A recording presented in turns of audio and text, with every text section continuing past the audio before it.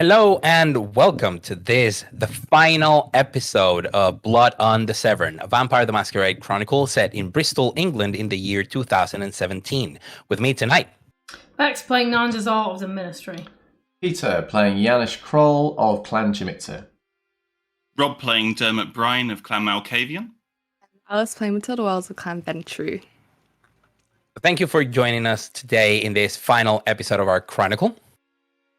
We're going to just jump back in to the action immediately. A little bit of a recap of what happened last session. Everybody's on a boat trip, but instead of making it like a cruise around the Bahamas, it is a trawler filled with a kindred, some of them elders, one of them a Methuselah.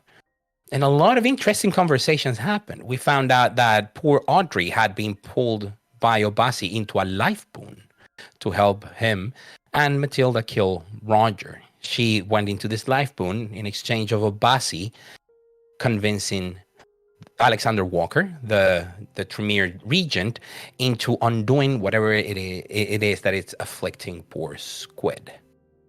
Nanjazil was present at that conversation, of course obfuscated, so no one knew what was going on. In the meantime, Dermot had been made into a temporary assistant of the sheriff, a bully boy of sorts. He would be given, he was given a ring that he is not wearing, of course, but he showed to Matilda, letting her know that he's trying to figure things out. He then went on to sort of confess that the prince, Nathaniel, had been concerned about what had been told from, things that he had heard from Dermot about Obasi. And then tried to compel, and I use air quotes on this one, Matilda to confess. Of course, Matilda, knowing how those disciplines work and being able to resist them, given her Ventru fortitude, she just played along. She resisted successfully the compulsion only to pretend to be given a confession. Dermot then received instructions to wipe those memories out from Matilda's brain, because she cannot know the involvement of the sheriff in all of this, which he successfully did. So Matilda remembers nothing of that conversation and remembers nothing of Dermot being involved directly with the higher powers of the Camarilla into taking Obasi down. In the meantime, Janusz, he left instructions back home to what is it that needed to be done in his absence, having his Anarch Bruya friend, Craig, investigate everything he could from the members of the society, from license plates and registration numbers to the identities and places where they lived. And Evelina, having enchanted stakes for Nanjazil, or at least blessed them ritually, let's call him that, was instructed to plant the teeth that were given to her by Janusz, which had been put seeds. What's the name of the flower, Pete? Sorry. I don't know off the top of my head. I forgot. I forgot too. It's okay. Don't worry about it. So seeds, special seeds, beautiful seeds of a flower, but were put into each teeth, and they are to be planted in the grounds of Father Michael's church. Now the trip is actually taking a huge toll on Janusz. Cherimisinov are grounded to a place, to a group of people, an organization, to the things they lord over. And Janusz being away from his haven, from his flock, from his children of summer, and from the places of power of Kupala, from the tongue, means that he is now slowly being drained. He's a lot less willful, a lot more, let's call it, tired for it. Our session ended in a conversation between Nanjazil and Teach, in which she told him what she had heard, the plans of Obasi, and how Obasi had been flaunting the potential involvement of Teach into taking down Prince Nathaniel. became apparent real fast to Nanjacel that A, Teach was not involved directly with Obasi to this point. B, yes, Obasi had brought up to Teach's attention that Nathaniel might be behind the death of his sire, the old master of trade, Giacomo. And C, that Obasi held a few boons over Teach, so he could call upon those. But other than that, to insinuate that he's part of a greater coup made Teach's Pruja blood boil. Our session ended with a frenzying Teach smacking Nanjacel out of the way, tearing the door of the fridge they were having the conversation in, and using his superhuman strength and speed to traverse the several compartments of the ship, making his way to Obasi. So we're going to jump into I don't know what the name of a room is in English in a boat. Camarote. Cabin? Cabin. Yes, Yeah. because it makes no sense. And because it's not in the woods. It's not a cabaña, it's a camarote. You know, it's like, but they are in Janish's and Nanyacel's one. Dermot and Matilda had come to discuss things as a coterie, and they are waiting for Nanyacel's return. So, You guys here, sorry. I was going to say, if teachers run off, right, Mm-hmm. I am going to probably try and make it back to my cabin to warn the others that there is a frenzying old person on the ship. Okay, so Nanji's quite adept at this. She has enough dexterity and a little bit of athletics to help her navigate, you know, the turns and twists and climbing in the ship. The rest of the coterie will hear the commotion before Nanjacel arrives. Okay. And it's a serious commotion. You start hearing loud metallic thumps and clangs and tears. And at some point, violent words in the distance. But some of them are carried by the echo of the ship. Most of them dulled by the sound. The ship makes a lot of sound, a lot of engines and things like that. But you can still hear that something might be amiss. If I stick my head out of the cabin door, do I see anyone? I mean, Nand or anyone else running away or towards the commotion? Well, there are some people in your level of the ship next to the landing that goes into the higher level. Some of them are looking. You see mortals running down those said stairs, some of them jumping very deftly, like as if it was like an emergency situation and they're running away from something. And that's when you see Nanjacel climbing from below. She looks like she's running sideways, as if something had hit her on the side quite strongly. I'll be running towards their cabin, but yes, I'll presumably look injured, because I am. I see her, I'll just be like, what the fuck happened to you? I'll go. Oh, feck, it's not a sea monster, is it? No, it's Teach, isn't it? Oh, Jesus Christ. Fox. Can I come in? You want to let me in? I'll shut the door. Yeah. As you're going back to the cabin and closing the door, what you last hear is that now very clearly teaches you hear something metallic is slamming against something else metallic. Something was thrown against probably the sides of the ship, and teaches words. He's half growling, half screaming, "What you said about me?" And it doesn't look good. It doesn't sound good. Teach is I went to see him this evening when I got up to tell him about what you told me. Right. About what Ubasi said. Turns out Ubasi's been lying. And he ain't never had any deal with Teach. Shocker. About this. Well, it turned Teach lost his shit when I told him, didn't I? And now he's gunning for Ubasi, and I think that's the noise you can hear. So I thought I would stick in here, because Teach whacked me out the way. Thought I might stick in here until it's all done. You should do the same. What do you mean? What do you tell him? Well, I told him what I overheard in a conversation. What is that? What? What is that? Well, sorry, Right. I'll say it's that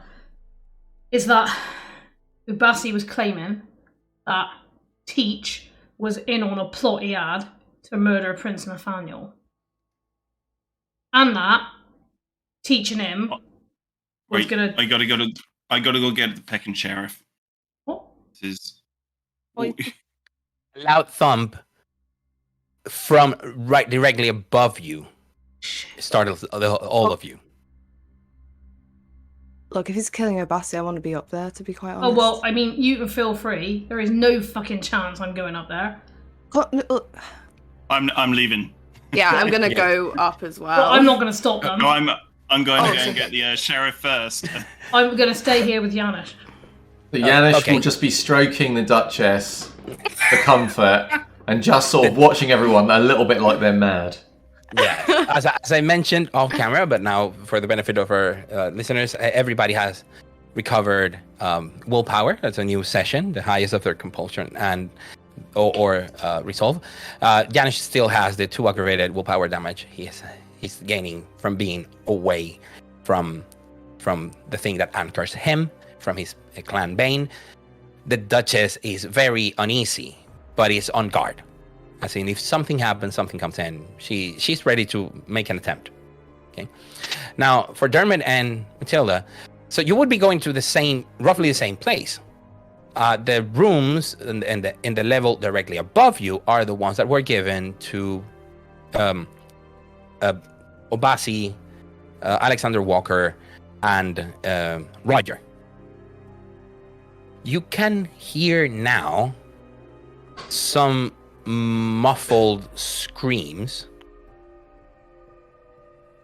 as you go upstairs. When you go upstairs, first the stairs. Sorry? I'm gonna be as we get onto the stairs, I'm gonna be, trying to whisper to Matilda, get Roger. Yeah, I will. I'll nod. When you get up, as you go up the stairs, you notice that, for example, one of the rails of the stairs has been totally bent, as is someone coming from where Nanjacel was coming from, downstairs into up, instead of going around to start again going up the stairs, had just grabbed the rail and used it to vault themselves over, completely bending it. There are loud noises coming from the general area. They seem to come from the mess, the mess hall that is in there. Alexander Walker's room door is open. Once you get to the landing, you can see the room is open and he's not there. Dermot. Okay. What about Roger's room? Sorry? Roger's room is the same? Roger's room is the same. Okay, alright. I'll just say, I think we know where they are.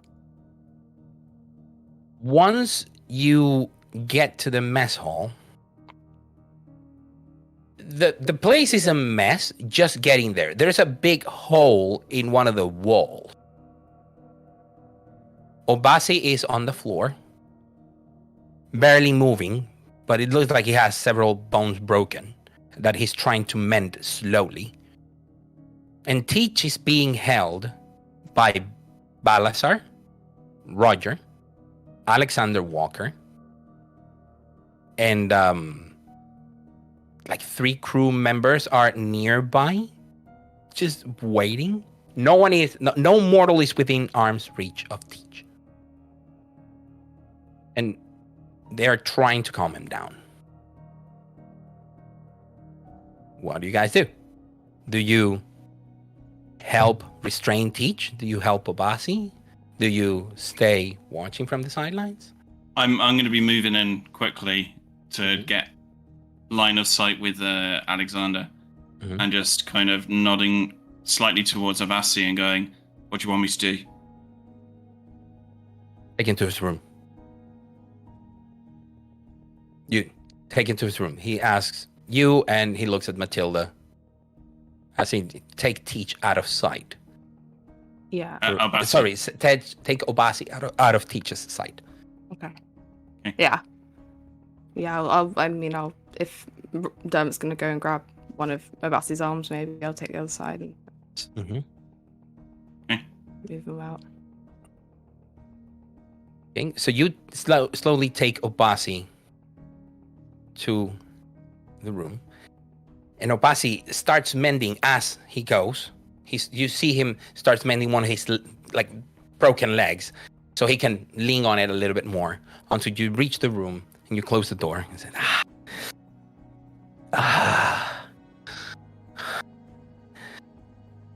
no one should go on a brew on a boat trip. Anything interesting you would like to share with me, Matilda? No. He sounds very accusing. Yeah.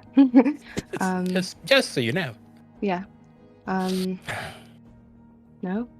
Anything you'd like to share with Dermot here, with me? I gotta go and try and help. Yes. Thank you, Dermot. Help our sheriff. No problem. I'm glad the Camarilla stick together for this one. Would be dead if not for our regent. You probably stay here and rest up a bit. I'll need to feed. Kind of You see nervously at Matilda. Yeah, I'm just gonna say, I'll fucking look back here, like, hold on. We'll see what we can do. Get something to eat. So Dermot goes back.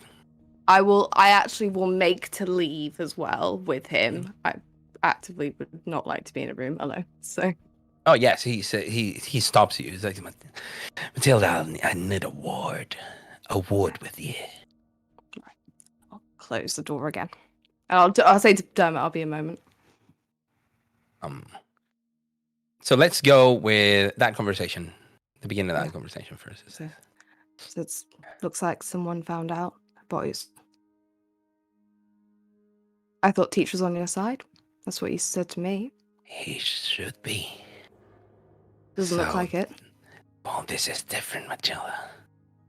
I believe either the Atakis or the Anarchs are trying to make a move. We have two of the most powerful figures of the Bristol Camarilla in this boat. Myself and the Regent. Without us, Nathaniel is as good as dead. And if not, he's as useful as a puppet. What was you who's making the moves, Abasi? Nathaniel would never make a move like this, Matilda. Never. He knows I know too much. He wouldn't move against me so openly. Perhaps. But you've still got a very angry master of trade out there. He's running the boat that we're on. How do you plan to fix that? By demanding a boon or several in exchange for him breaking the rules of hospitality. They are still valid across factions. And if not, he will see his fate met by the librarian. We might want to wait until he's calmed down before issuing those demands. Yeah. Just a thought. Well, I have a thought as well. It might not seem like it, but Roya is wounded. He helped stop Teach. And unlike me, he had none of the venture resilience to aid him. He's slightly weakened, Matilda. It'll make our job so much easier. So, here and now? Not here, once we make land. All right. I'm sorry, you were saying? No, that was it. No, you go. Okay. So Dermot goes back. Teach has been restrained long enough so his frenzy passes, but his anger is still there. still very angry. In fact, you can see both Roger and Alexander Walker being hurt. Where's Ninjas at the moment? I mean, you don't see her. Nanish's cabin. Or a slash Yeah, our cabin. probably downstairs in Nanjus' Because cabin. frenzying elders are like dominoes, so I'm staying there if this is done.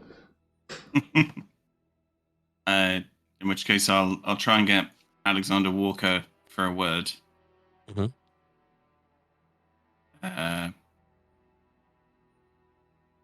When he needs to come away. No, yeah. He just looks at the others, moves away with you. Do you know anything about this? I have some video camera footage of a conversation, which it seems like Nanjazal witnessed. I suspect, from what I heard, that maybe she heard something about what was going on. Perhaps if we asked a few pointed questions, we might be able to, I don't know, uncover the nature of what I discovered yesterday as well. What has happened is very complicated.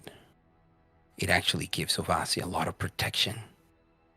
The Camarilla has been attacked in what is supposed to be neutral ground where they're protected. I get that. But, it's a little bit complicated here. I think things would get a lot worse if we didn't do something. Yes, you're absolutely correct.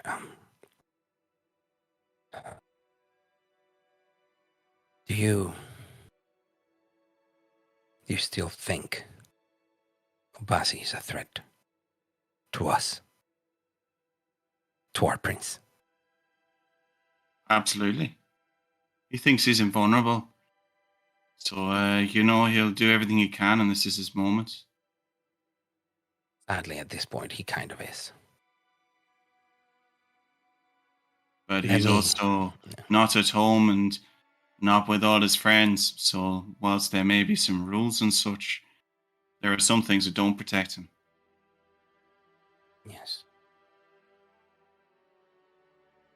If he's truly attempting to do what he's attempting to do, and there's witnesses saying or willing to say that he is doing that, then well, that's a crime, isn't it? Yes, it is. But it involves Boons that he's checking in. Disclosing those is also a crime. It puts us in a very bad situation. I know, but it's if, for instance, one person overheard that, and they was willing to say what they overheard, then that involves no Boons or anything else related to that, does it? Etchy, I don't know the law as well as the Lordkeeper. Might as well need to figure out where the line is, because that's very grey. Well, there's a very, very grey member of the library downstairs who I'm sure could clarify some of this stuff. I'm sure he's very, very knowledgeable on all the rules, from my experience with him and all. And whilst I don't always see eye to eye with him on everything, I'd respect his opinion. I will discuss with Roger and teach. I need unrestricted access to the library's knowledge at this point. So, well, should I go downstairs and wait for you? Yes, I will. Can you communicate to your coterie that I would like them at the service of the Camarilla for protection? Basically, just as a way to convince the others that we should work closely together. Just as a note, by the way, we are also a coterie who are agents for the librarian. So we are here to enforce his justice. You have just given me the perfect valid excuse. I'll meet you downstairs. And Alexander Walker starts walking towards the others. In the meantime, Matilda is having that conversation with Obasi. I'll just say to him, Teach is surrounded right now. Sorry, not Teach. Roger's surrounded right now. With Teach, with Alexander Walker. There's no getting to him at the moment. No. But tomorrow we will reach land, and then we'll start looking for this woman. And you have the compass. So you are gonna suggest that we break into groups. And you, Roger, lovely friend Audrey and myself are going to be in one of those groups. I remember. You are the one who needs to make this happen, Matilda. Let me speak with Roger about it. Make sure that's the configuration. He'll trust me. He'll listen to me. Also, make sure your friend is ready. I haven't seen her tonight. Most worrying. Makes me question her loyalties. Audrey? Yes. You don't need to worry. I'll have a word with her. Everybody who knows what is good for them is worried about the Banu Hakim, Matilda. They're not to be trusted. But they are useful tools. Right. Let's get this show on the road. And can I get from you a wits plus alertness roll? Cool. Yeah, I can do that. Wits awareness? Wits awareness, yes. Yeah. Cool.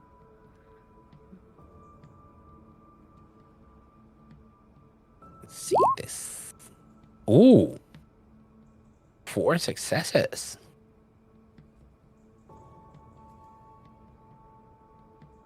When he says that last comment about the Banu Hakim being useful as tools, you see something move behind Obasi in the same room.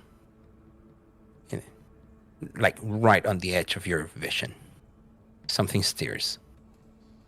You cannot hear a single sound from that figure, but you can see the glint of a dagger in Audrey's hand. And what you see in that dagger seems to be blood. Right. Does the figure look like it's about to move, or does it look stationary? You know, Audrey, you have never seen her in this state. You could swear that she's about to lose her shit. Right. I will...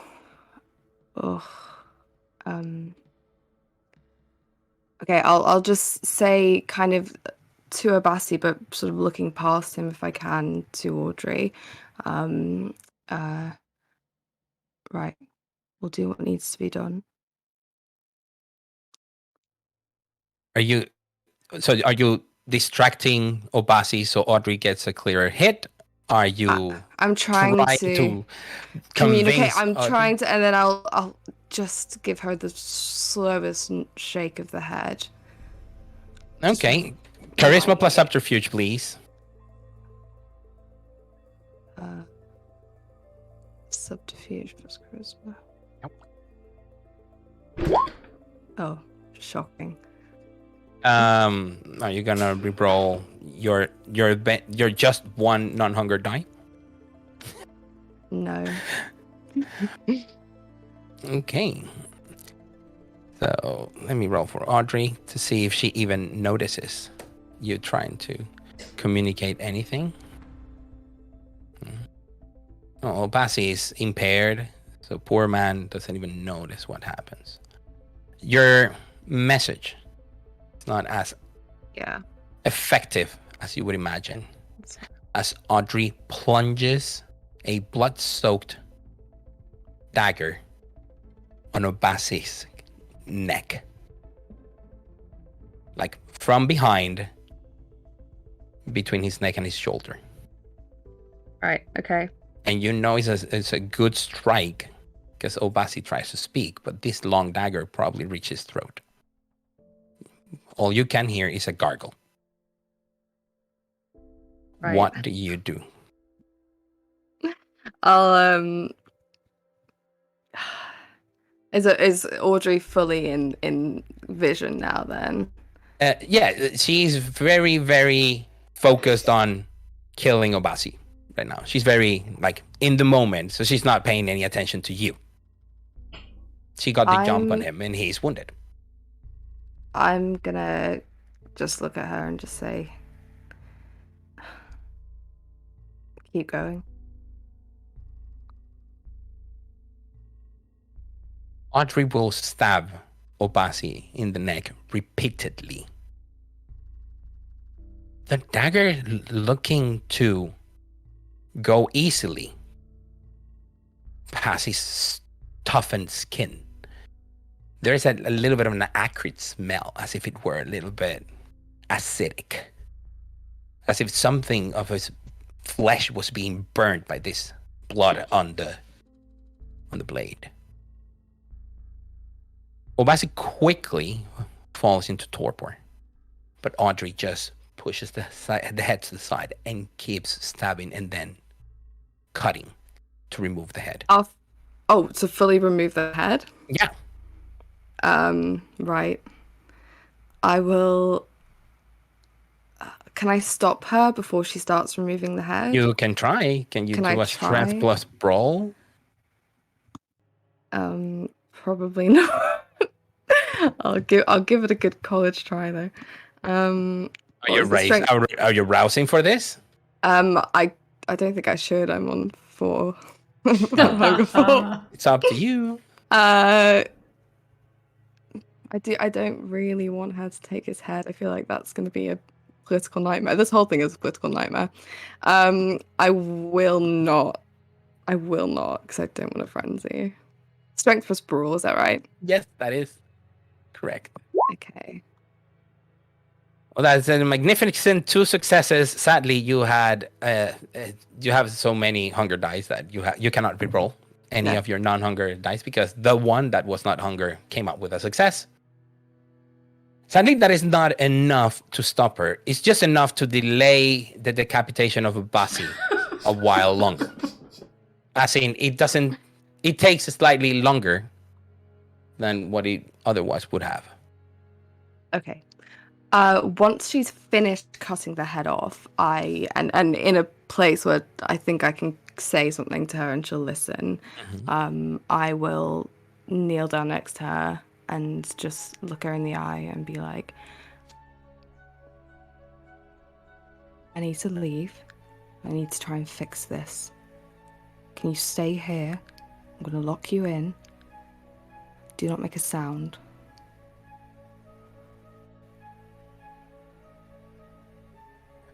I don't care. If Frank is gonna die, I might as well die with him and take this wretched creature with me. I have no regrets. Just, yeah, I'll put a hand on her. Her hand is holding a dagger. I'll just be like, I'm sad it wasn't me. I'm glad it was one of us who did it.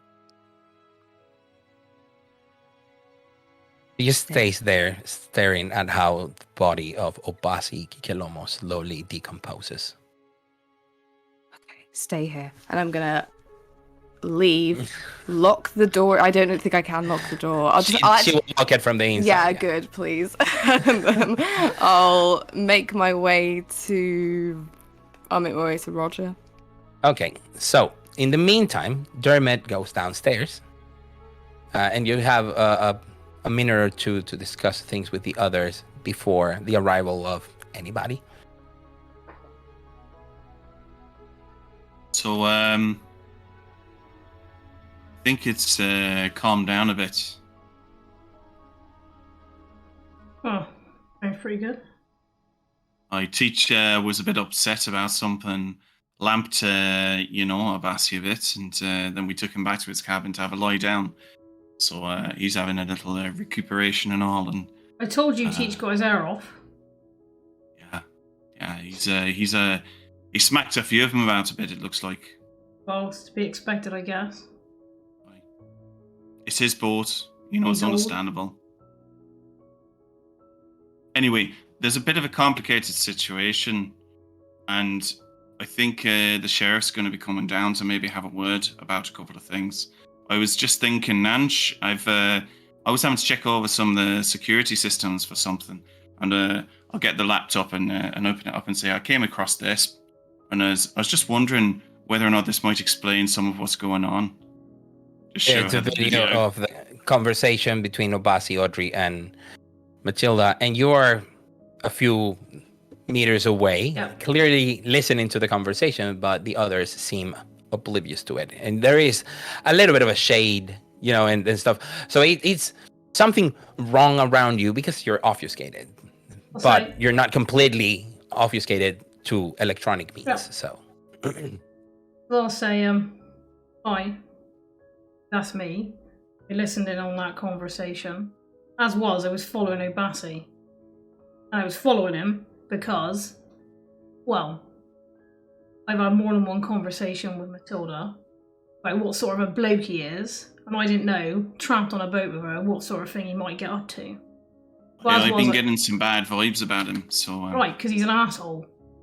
Anyways, I was worried about Matilda's safety. And I thought if he tried anything, I could shop him to Teach. And then Teach would have hospitality and be able to do something about it, and Matilda would be protected.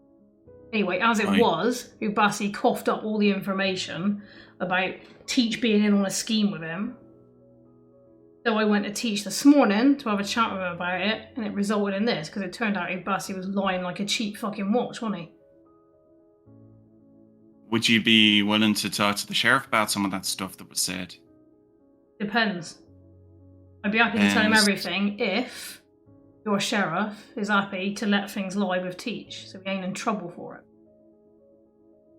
I know we all want a nice, simple resolution to this, you know?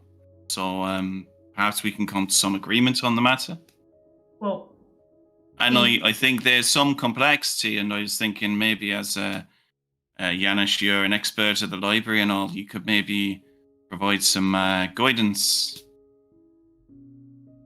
You know about them rules and stuff. Yes, well, I could provide guidance, though I am not sure any will listen to it. It seems like people have lost their minds. This cursed boat. This was all an ill-advised trip. Nothing good. Well, we still have a task to do. I don't want to see this fail just because we're all infighting because we're going a bit stir-crazy on a boat. Well, I will speak. I'm not sure they will listen. Well, I'll come with you, yeah. Where's Matty? I mean, obviously, we are also members of a coterie that's under the, you know, we're kind of answerable to the librarian to get this. We're not kind of anything, Dermot. We are answerable. Well, I'm glad you say that. Where's Matty? She's just upstairs dealing with stuff, and she'll be down in a second. Alright. What, are we going up top then? But as Teach calm down? Yeah, Teacher's calmed down, but the sheriff's coming down in a sec. I think this is probably something we need to talk about here for a second, and then we can all go up again. Alright. The door everybody still needs it's to all cool very down confusing. a door knock. Yep. I'll let the cabin. Let whoever it is in. Alexander I think it's Walker. Alexander. Yes. May I come in? Oi, come in. Oh, mate, it's not your cabin, is it? Yeah, And he looks at the cabin, and the cabin is like quite small. He just steps in, closes the door, but then leans against it because there's not much room for him to be around and maneuver. I'll say, all right, mate, I don't think we've met. Yeah, so pleased to make your acquaintance. Nangisel, I've heard a great deal about you. I am Alexander Walker, Sheriff of the Camarilla. Right. I think you knew that already, but... Well, it's hospitality, isn't it? There's protocols to be observed, yeah. Some things are important to keep civil. what has happened earlier doesn't seem like something too civil. A member of the Camarilla has been attacked Right. unjustly. I mean, he is a or twat, so it isn't seems. he? You know that as well as I do. I would ask you to refrain from making those comments again, my sect mate, unless you have evidence to the contrary. Well, evidence that he's a twat, everything was ever come out of his mouth.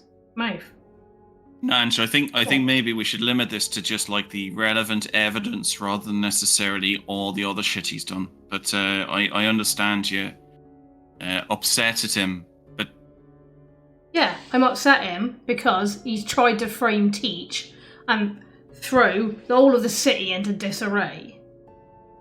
That good enough for you, Mr. Sheriff? Could you clarify what you mean by this array? Well,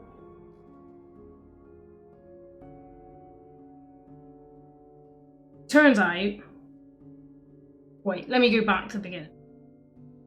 Please. Wait a minute. Before I start, is Teach in trouble? Yes. Right. Well then, what I want, in exchange for this information, some way to get him out of trouble. I want something from you, or your sect, on his behalf, to say that there was extenuating circumstance or whatever else. Because the information I've got is solid and good, and Dermot's got me on video talking about it, so you know I'm telling you the truth when I give you this. He looks at Dermot and says, if what you tell me provides clear explanation of the events, All right. then I, as Sheriff of the Camarilla, offer the support, full support of my faction in advocating for Teach's righteous actions Right. in front of the relevant authorities, in this case, the library. You are a solid bloke. So, here's the down low. Some ways back, before we got on this boat, Ubasi been in a number of conversations with Matilda, who's in our coterie. Now, I don't know a lot of the detail of those conversations. What I do know is that he was not gentlemanly, shall we say. He was making suggestive comments or that sort of thing. So, comes time we get on this boat, and I got worried about her because we're stuck on a boat with him, and I thought she might be in a position where he was trying to force her to do things what she didn't want to do. So it happened that, while I was at a loose end, I followed him around the ship, and it came that he came to talk to Matilda, which is what Dermot's got on the video. Anyways, he can't see me, no one else can see me, he thinks it's just her there. He starts talking to her about his plan. He's telling her that he is going to murder Prince Nathaniel and Teach is down to help him. And more than that, they are in the Ock to also try and do in Roger. And he wants Matilda's help with this. He also wants the help of Audrey, who's with him at this point in time. And transpires he can get it, right? Because he got life boons over them both. I'll say, then time comes. Was this revealed in that conversation to you? Aye, in that conversation. So I goes off to tell Teach, or to ask Teach what's going on, because I realise Teach does this, like Ubasi says. The whole of Bristol's in disarray, causes problems for the Autarchus, causes problems everywhere. I ain't no idiot, right? Anyways, I say to Teach, look, you've been found out, Ubasi's on the boat telling all them bloody sundry, at least these two neonates, that you're in a plan to kill the prince with him. Anyway, Teach loses his shit, says, I'm not in any such kind of plan. He's basically telling people things that aren't true. Anyway, next thing I know, Teach throws me out of the way and runs off out the way. Teach said Ubasi had a boon over him. He said it ain't been called in or nothing. and that this wasn't the case. Next thing I know, so Dermot says, teachers beating 10 bells of shit out of Obasi, which I can't say I'm particularly upset about. But therein you can see, if I'm Teach and I'm hearing this guy's bad-mouthing me on my own boat, in my domain, under my hospitality. It's not right. I can't see as a way a guy like Teach doesn't just lose his shit about it. Can I ask, Nanj, Obasi doesn't seem the kind of fella necessarily who would do this without a reason.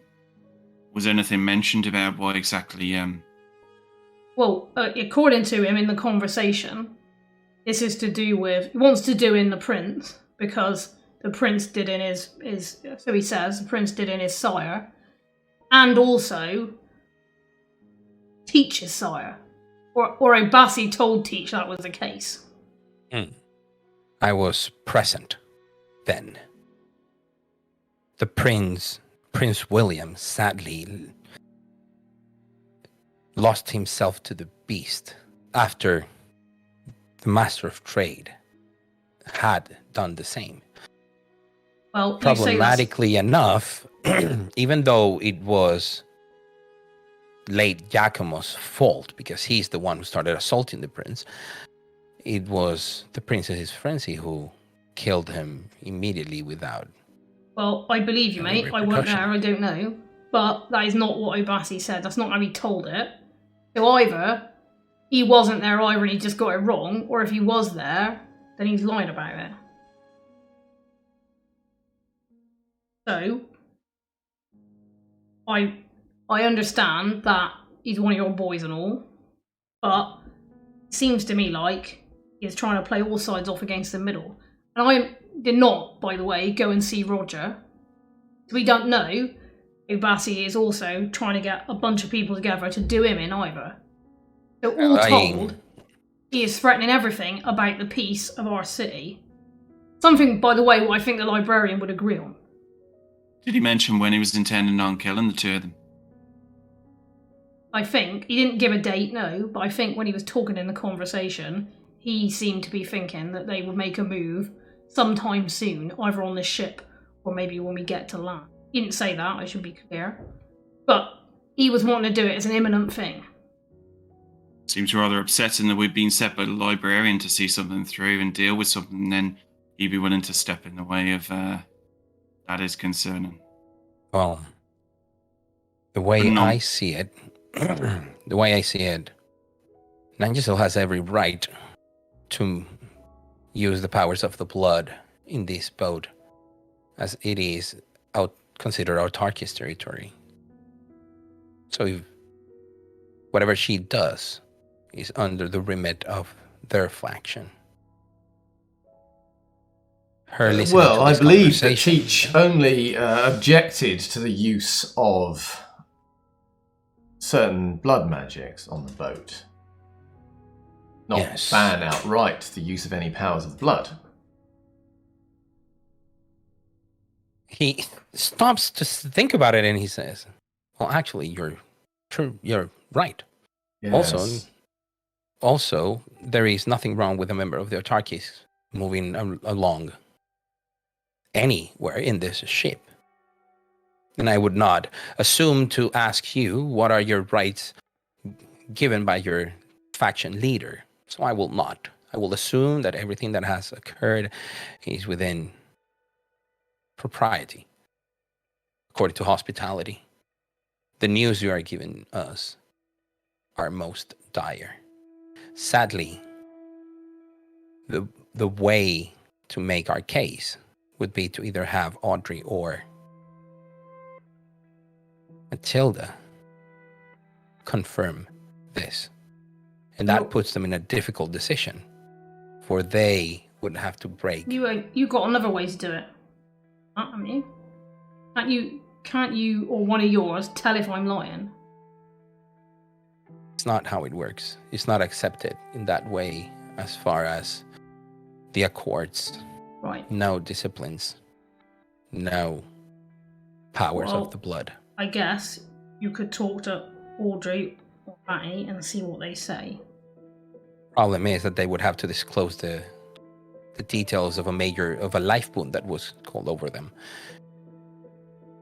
which effectively would leave their lives forfeit. What if, because we're here representing a library, what if we made an exception and we said, because this is for the greater good of the city, what is it's meant to, then it could be disclosed to a small group of people what needed to know about it in here on a one-off occasion.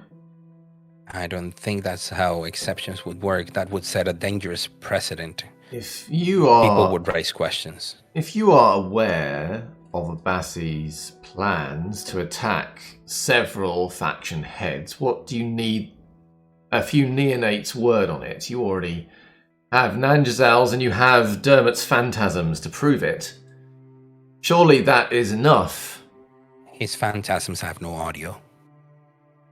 So, yes, we can take Nanjazal's word for it, but after all, she's still autarkis, and it could be seen that she's aiding Teach. Why don't you ask Audrey or Matty if they're prepared to give up the information? If they're not, then we've got a problem. If they are, and we're not doing it under duress, then we ain't got no problem.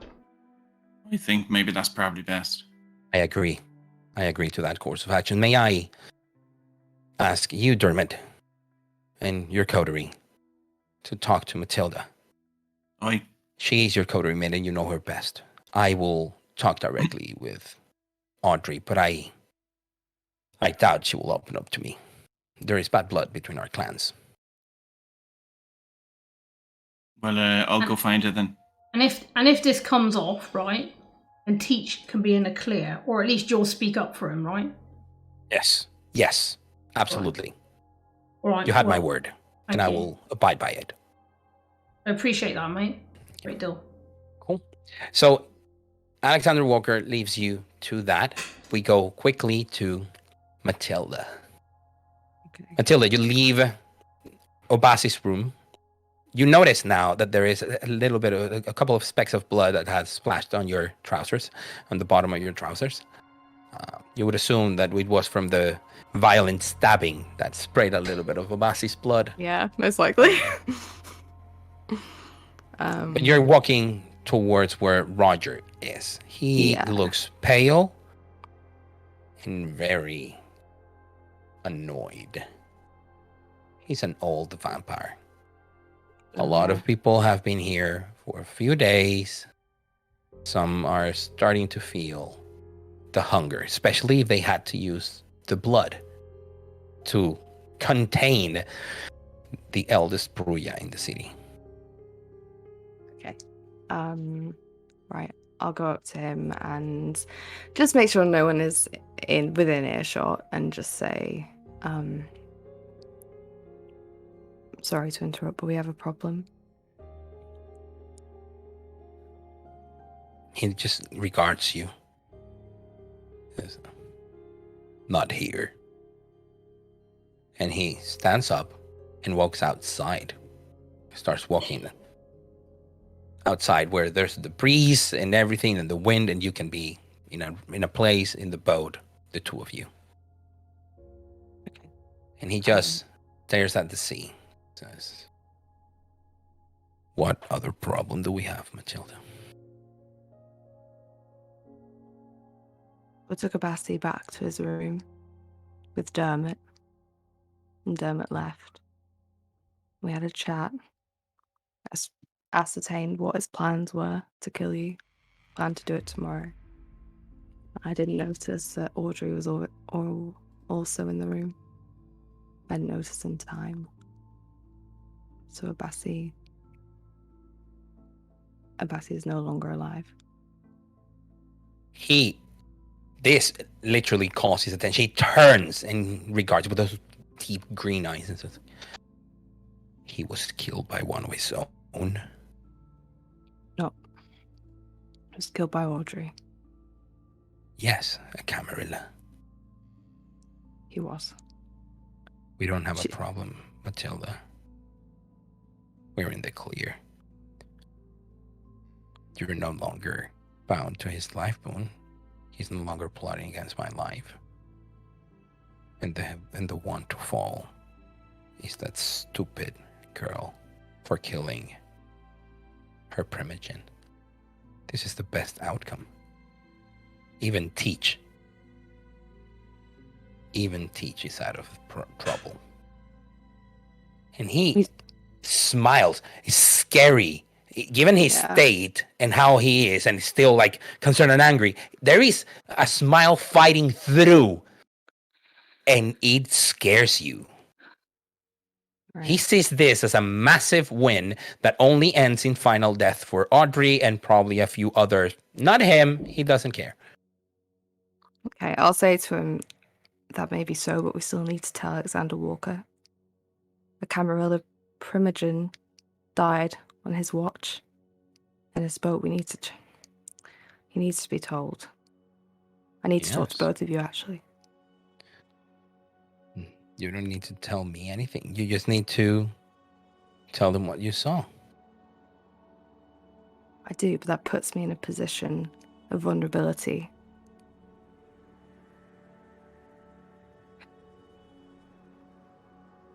I'm going to offer you something, Roger. I'm going to offer you a life boon. Because I want your guarantee that when I testify to Alexander, to anyone who needs to know, they're going to protect me from any kind of retaliation from the library. You're trying to tell me that in order to help your friend not take the full blame of what had happened, you're willing to confess what your life boon was with Obasi? And you want me to keep you alive for breaking the rules of Bristol?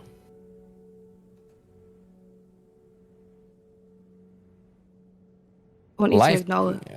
Yes, go on. I want you to acknowledge that this is extenuating circumstances. I want you to be in my corner. I want you not to turn your back on me, just because it's easy and just because that might be what keeps Bristol steady. Thing is, Matilda, that Bristol is now steady. The person that was planning a coup is no longer a threat. The outcome benefits me. And I find myself in no need to do what you ask, unless I get this life boon from you. I will do it. But I cannot do it on my own. After all, I cannot be seen to be protecting one of the anarchs.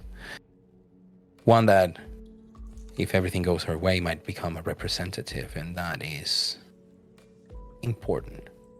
Having a life boon over you is beneficial. Understand. What do you need to talk about Alexander Walker about then? Are you also going to offer him something in exchange for his aid? What was the plan?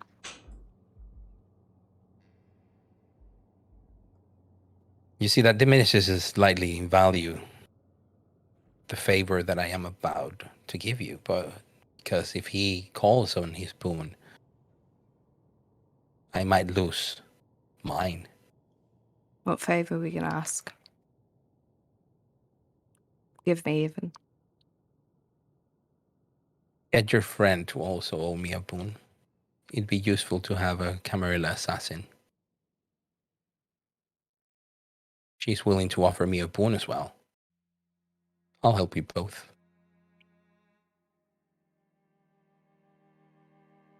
I'll put it to her.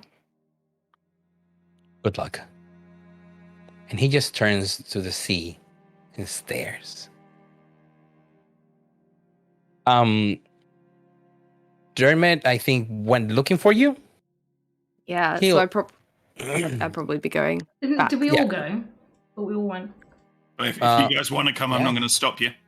Yeah. I thought we were all going because Alexander Walker asked us to find her, don't I? Yes, Yeah. and of course you go upstairs and no one is already there. Like people are actually starting to fix, or pick up after the pieces. You don't see Teach, you don't see Alexander Walker, you don't see Roger, you don't see anyone really, which is quite odd. You don't even see Balazar, and after a small search, you find Matilda coming in from outside. Thank God you're all right. Sorry. Thank God you're all right. Yeah. Keep on holding on. She looks quite shaken. I mean, your composure is not amazing. Sorry. No, it's not amazing. She looks quite shaken. Nan just shared what she saw you talking about in the corridor. Shared with with the sheriff and myself. And of course, Janish. There's a nuance to this, just to be... I want you to understand, I wasn't following you, I was following him. Because I thought he had it in for you. So I was keeping your back, and that's why I went to see T. After he coughed up all the information, it turns out it's a good job he did. So I told the sheriff exactly what Obasi said in that conversation. I didn't say nothing about what you said. Or what Audrey said. Unfortunately, that's not really the evidence we need to be able to deal with Basti and kind of bring him to any kind of... Talking about what kind of justice Obasi's got coming for him. And they need more evidence for a trial. That means you're Audrey. Need to think about whether or not you can corroborate what I said. It's very complicated. Can we go down to see the sheriff? Sure. Yeah. I take it, as we're going, I'll say, I take it this is what you meant when you said you might need me to speak on your behalf. Yes. And I hope you understand now why I was a bit skittish. Didn't know how you'd react to breaking of the accords. No, I can exactly understand why you would wish to keep this quiet. You see? Yeah. Made the right choice, probably. Well, it sounds there are many choices that have been made. No doubt we will discuss the rightness and wrongness of them in some detail in the future when we get back to Bristol. Yeah. It's not quite poaching, like I said. No, the poaching seems almost jovial now, doesn't it? Yeah. Sorry. We best go see your sheriff then, haven't we? Yeah. Yeah, you find Alexander Walker fast enough. Like he's in his room, door open. He's writing stuff in some notes, in some notebooks. And he sees... actually, sorry. Before we go in, I'll stop the group and just say, things have moved quite fast, and Abbas is actually met final death. What? Some heads turn in your direction. Shut up. What? Sorry, we weren't expecting you to say that, were I? What? Wasn't me. Matilda, this is fucking brilliant, right? I mean, first of all, the world has one less twat in it, but second of all, you're in the clear. Did Teach do this? It was Audrey. It was Cameron, remember, so... Get in! Yes. Matt, that I don't have to explain how you feel about this. That's not good. It's great. It's not fucking good. Well, no, because look, now he's no one's problem and he's got no life boon over anymore. Wait a second. Where is he right now? Yeah, he's in his quarters. Okay, well, We need to talk. This is why we need to talk. no, wait a second. But we can't talk to him right now because anything you say will now go on the record. One option. Let me just put this out there. You know, we're at sea and we got told some really interesting things about what happens if you fall off a boat. Okay. Now, if he accidentally fell off the boat, then nobody killed him, right? And he'd just be crushed underneath the sea, right? Wait. Are you saying you think we can go and toss him off the side? That would be very unfortunate, wouldn't it? I mean... Is it believable, though? It's solid. It's not believable. We carried him back and he was looking a bit fecked, so there's always a possibility he maybe accidentally got knocked off by something. Grabbed by a sea monster, who knows? It comes back to me anyway, because I was the last person in the room with him. Well, if we're the two They of us say, left, where did Obasi go? And you were the last person to see him. well, if we left together, then we were the last people. Where's Audrey? She's been in this conversation. Otherwise, exactly like you said, he's going to be like, he's dead, you were the last person with him. It don't go well for you. Although I think there is a solid argument to say, if you're the sheriff, why are you dropping off an old vampire who's been severely wounded with a bunch of neonates? I mean, not super clever, is it? But I think at the end of the day, I've spoken to Audrey about it. She seems willing to go down for what she did. Well, where is she? Really bad decisions can be made in the heat of the moment. She's with the body. I know they can. Or perhaps. But Obasi being dead solves a lot of problems. It solves a problem for you. Your prince isn't going to die. It solves a problem for the Artakis. It means that whatever sort of revenge you was going to take on Teach for disrespecting him and beating the shit out of him won't happen anymore. And it solves the problem for Roger, because it means that he won't... I trust Audrey was acting with Teach's permission. I don't think she was. Oh, well, then is that I can't say. I can't say. Because it's his boat. Yes, Teach has Ain't up to the dominion sheriff. here. Right, you're right. It is his domain. So that He will means your decide. sheriff don't get to decide what happens. Teach does. And I'm sure it will. You might also be interested in knowing, since I coughed up all the information a sheriff needs, if you corroborate this information, then the Camarillers agreed to let Teach off the hook. And that means Teach might be swayed by my argument. Basis of doing this. Gives us a bit of a circular get out, doesn't it? So we go to Teach. No, I think we have to go here, right? Anyways. But I think we probably need to go find Teach, yeah. Still think we should just push him off the boat. Maybe in a box. What about Dange? We put him in a box and then we shove him off. No, that's not how you bury folks at sea. You don't use boxes, you idiot. Okay, so which one are you going to talk to first, Teach or Alexander? Well, the right order is Teach, is it? Wait, I mean, my genius plan has slipped from my mind now. So it was... I think we're telling Teach. We're telling Teach what happened on the boat. Yes, we're telling Teach that Obasi. Audrey did this, so he needs to make a decision about it, but we're doing it after we tell him that I coughed up information of the Camarilla, so he's off the hook. But he's not off the hook until you corroborate my information. So I think we go and speak to Alexander, you tell Alexander... You tell Alexander what you heard in the conversation, you don't tell him anything else, and then we go and see Teach. Right. So either we chuck him off the boat or we go and see Alexander. We're not tucking him off the boat, are we? We're not talking. Okay, you seem quite set on that. Well, the only person who's got a chance of heaving him off the side is me. If I'm walking around, no one can see me. And I could tell you, I'm not in the mood to be discovered halfway through getting him over the side. Dead people are heavy, mate. That's all I'm saying. Okay, so as I described, Alexander Walker is sitting in his room, door open. You can see him on the desk making some notes in the notebook.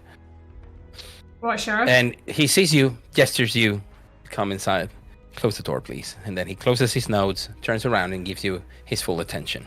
I'll say, you want me here, alright, because you're having to corroborate my story, right? So, you want me to leave?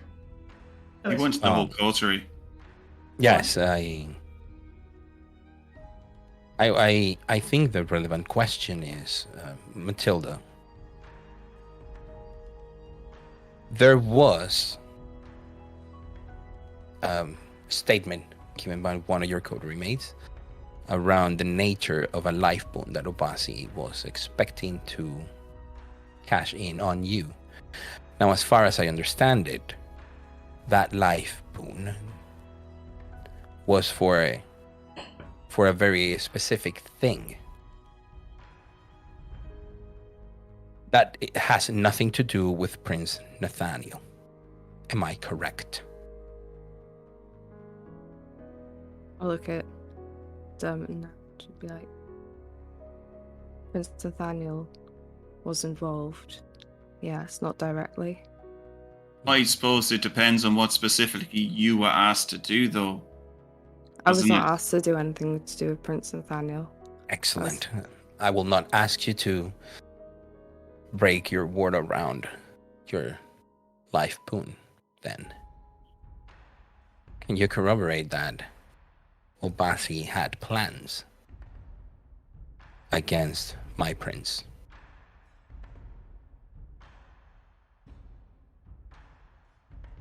You nod, and he as well. I gave your coterie my word that if I had both of your testimonies, I will do everything to appease the powers that be for what has transpired. As you can understand, there are many obstacles into making this a clear-cut solution. But I think we find ourselves with the ability of coming to good terms. Obasi has locked himself in his room, and I think it's better if he stays there until I can have a conversation with him in private when he's recovered. That sounds good. Right. Well, does that give you everything what you need? Yes, of course I will have to talk to you later. All right. Yeah. So when we're back in Bristol, we make arrangements for Yeah. your testimonies to be served. Right. Well, that's all. I'm a bit hungry, so. Like, Yes. probably wise for us all to. Did Teach have something set up for that or no? Well, I was planning on going to see Teach, finding out what he got. Now he's calmed down a bit. If you want to come with me, I'll say. Yeah, you should all go. You look shaken, all of you. Yeah. And of course, he it's say it because some of you are in very high hunger and other ones are in very low willpower. So it's a good trade. Right, yeah. Okay. Like, So, Matilda, are you going to stay behind to have a chat with him, or are you going to Gonna go see and- Teach immediately? Right, plan is to teach immediately. Okay. I'll say to Janusz as we're going to see Teach, say, it's a genius idea, you want. Sorts out all our problems. I mean, I'm saying that in part because you haven't seemed like yourself lately. And is this... Well, can talk of the details later, but this ship disagrees with me. Well, I thought as much. Don't forget, got the Duchess here and you got me here. Yes, I'm aware that I have allies close by. It is what I am lacking that troubles me.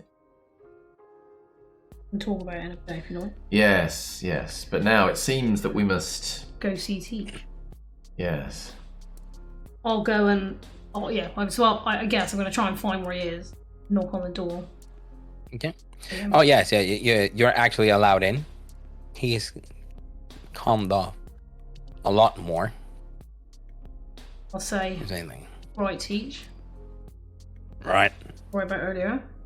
I'm here with me coterie mate. I think there's a kind of, I don't know, a whole sweep of things that you probably ought to know about. But I thought I would check with you if now's a good time to talk about it. Good as time as any. I'll shut the door and I'll say, so you might be aware that after you had a chat with Obasi earlier, he got taken away down to his cabin. Yeah. It turned out, when that happened, that someone else who didn't like him very much did him in. He turns with a very proud look to see Matilda. It's like, you're not saying it. It wasn't. I'll say, but what I thought is we might be able to kill two birds with one stone here. Camarilla is teed off at you about this business, but I've smoothed that over because I was listening on the conversation with Obasi. So I've given him a testimony that's meant they're going to forget about this.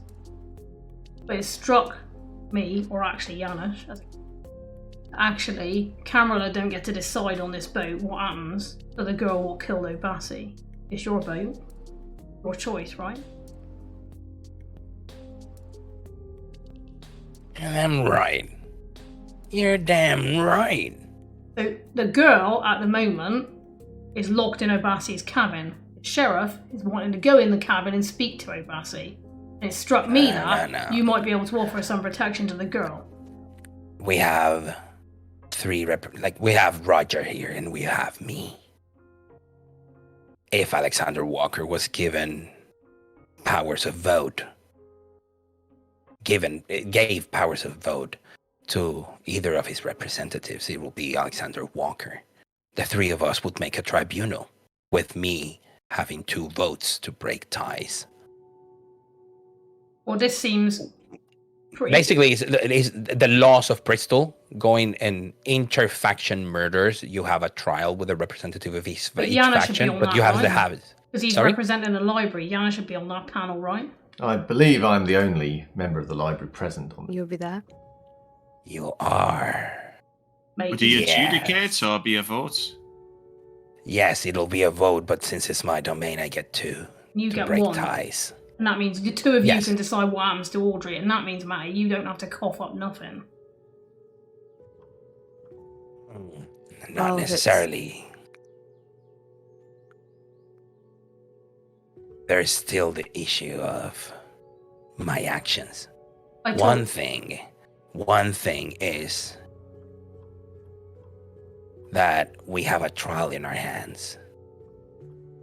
And we get to decide what happens to this girl. But another thing is that I don't get to decide what happens to me for breaking hospitality. That's what I told you. I smoothed it over with them. And she fixed it. Yeah, Alexander's agreed that he'll smooth things over. With the Camarilla, because I gave the testimony that basically you was being stitched up by Obasi. And you said to me, you had just and righteous cause to take the actions what you did. If a guest insults their host and spreads slander about them, then it is the host's right to punish them. Right, exactly. Obasi alienated himself from the Anarchs, from yourself, from his own faction. I don't think anybody would hold your actions against it. Now this girl's done him in, is one less twat in the world, and that is better for everyone. I think it is very magnanimous of you to allow the other factions a voice in what is clearly your domain. And she was still the primogen of the Camarilla. He still has power and sway, even though he's dead. So you need to make sure you treat him with proper respect now he's gone. Well, like he treated us with respect when he was alive. It's the dignified thing to do. Respect is earned. You know respect what? is earned by not... Matilda, respect is easy to give to a dead man, isn't it? This respect is earned. You respect everyone. But if they do something to make you lose the respect you have for them, then it's on them. Respect is always there. Disrespect is earned, and Obasi made sure to earn my disrespect. So you will apologize me, German, if I am actually jovial of his passing. I'm not any offense to yourself, but you heard, sometimes it's bad omens to say ill stuff about the dead. Yeah, no, I do agree, and we're at sea. I'm just, call me superstitious. Maybe we just need to calm the language now he's gone, and just see facts for what they are. No sailor will call you superstitious. We all are. So, I, as Lord of this domain, officially appoint you to detain the murderer of Avobasi. You work for the library after all. It's your duty. You are sort of like a police, aren't you? I'll it? give you a very comfortable break, and all of you a meal, including Audrey. She can have a proper meal. well, food would be pretty tasty right about now. Let's go get her, shall we? Yeah, let's go. So you all go. You knock on the door. Matilda's voice is what makes Audrey open the lock. Her hands, well, she has somewhat cleaned some of the mess in her hands, but she has left the body there to rot. Says when she sees that you're not alone, you see her a little concerned. This is it, right? Not necessarily. I have to detain you for a while. You knew it wasn't going to be easy. But I'll put the ring on.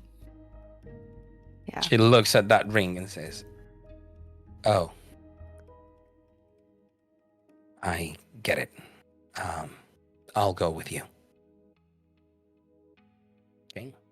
So all of you go or taken to where the Teach actually has a brig. Go teach. Audrey's put there. Of course, the knife is taken from Audrey. She's very reluctant to it, but Teach himself shows up. There's the door is open. The brig is in, and she is inside. And they have a chair and a small cot for her to sleep and everything. But the door is remaining open. No one is locking that door. And Teach approaches and says, I'm going to have to hold on to this for a while. Talking about the knife, the dagger. But do not worry. Hospitality goes to even people who break the rules for good cause.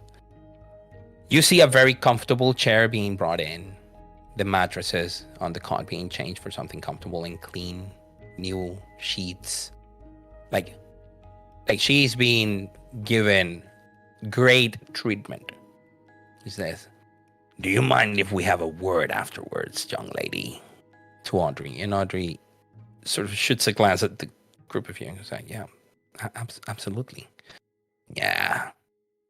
I think business can be conducted." And Audrey looks at him and says, "Oh, I've missed you, Teach. I've missed you too, Bunny." And gives her a hug. Says, "We're gonna do some more business, you and I. Thanks for the solid." Anytime, Teach. Anytime. Remember, Audrey used to be Autarchus. Yeah, she used to be. yeah. She was his bodyguard, or she was with. Her brother, Sire. quote Yes. unquote, Oh yes, was his her and her bodyguard. sire. Her brother is his bodyguard, and Audrey was one of her deal makers. Yeah. So, Hey. so they have some plausible relationships from the past there. Right, I'll say, you've got a bite to eat, Teach. I much appreciate it. Oh, absolutely.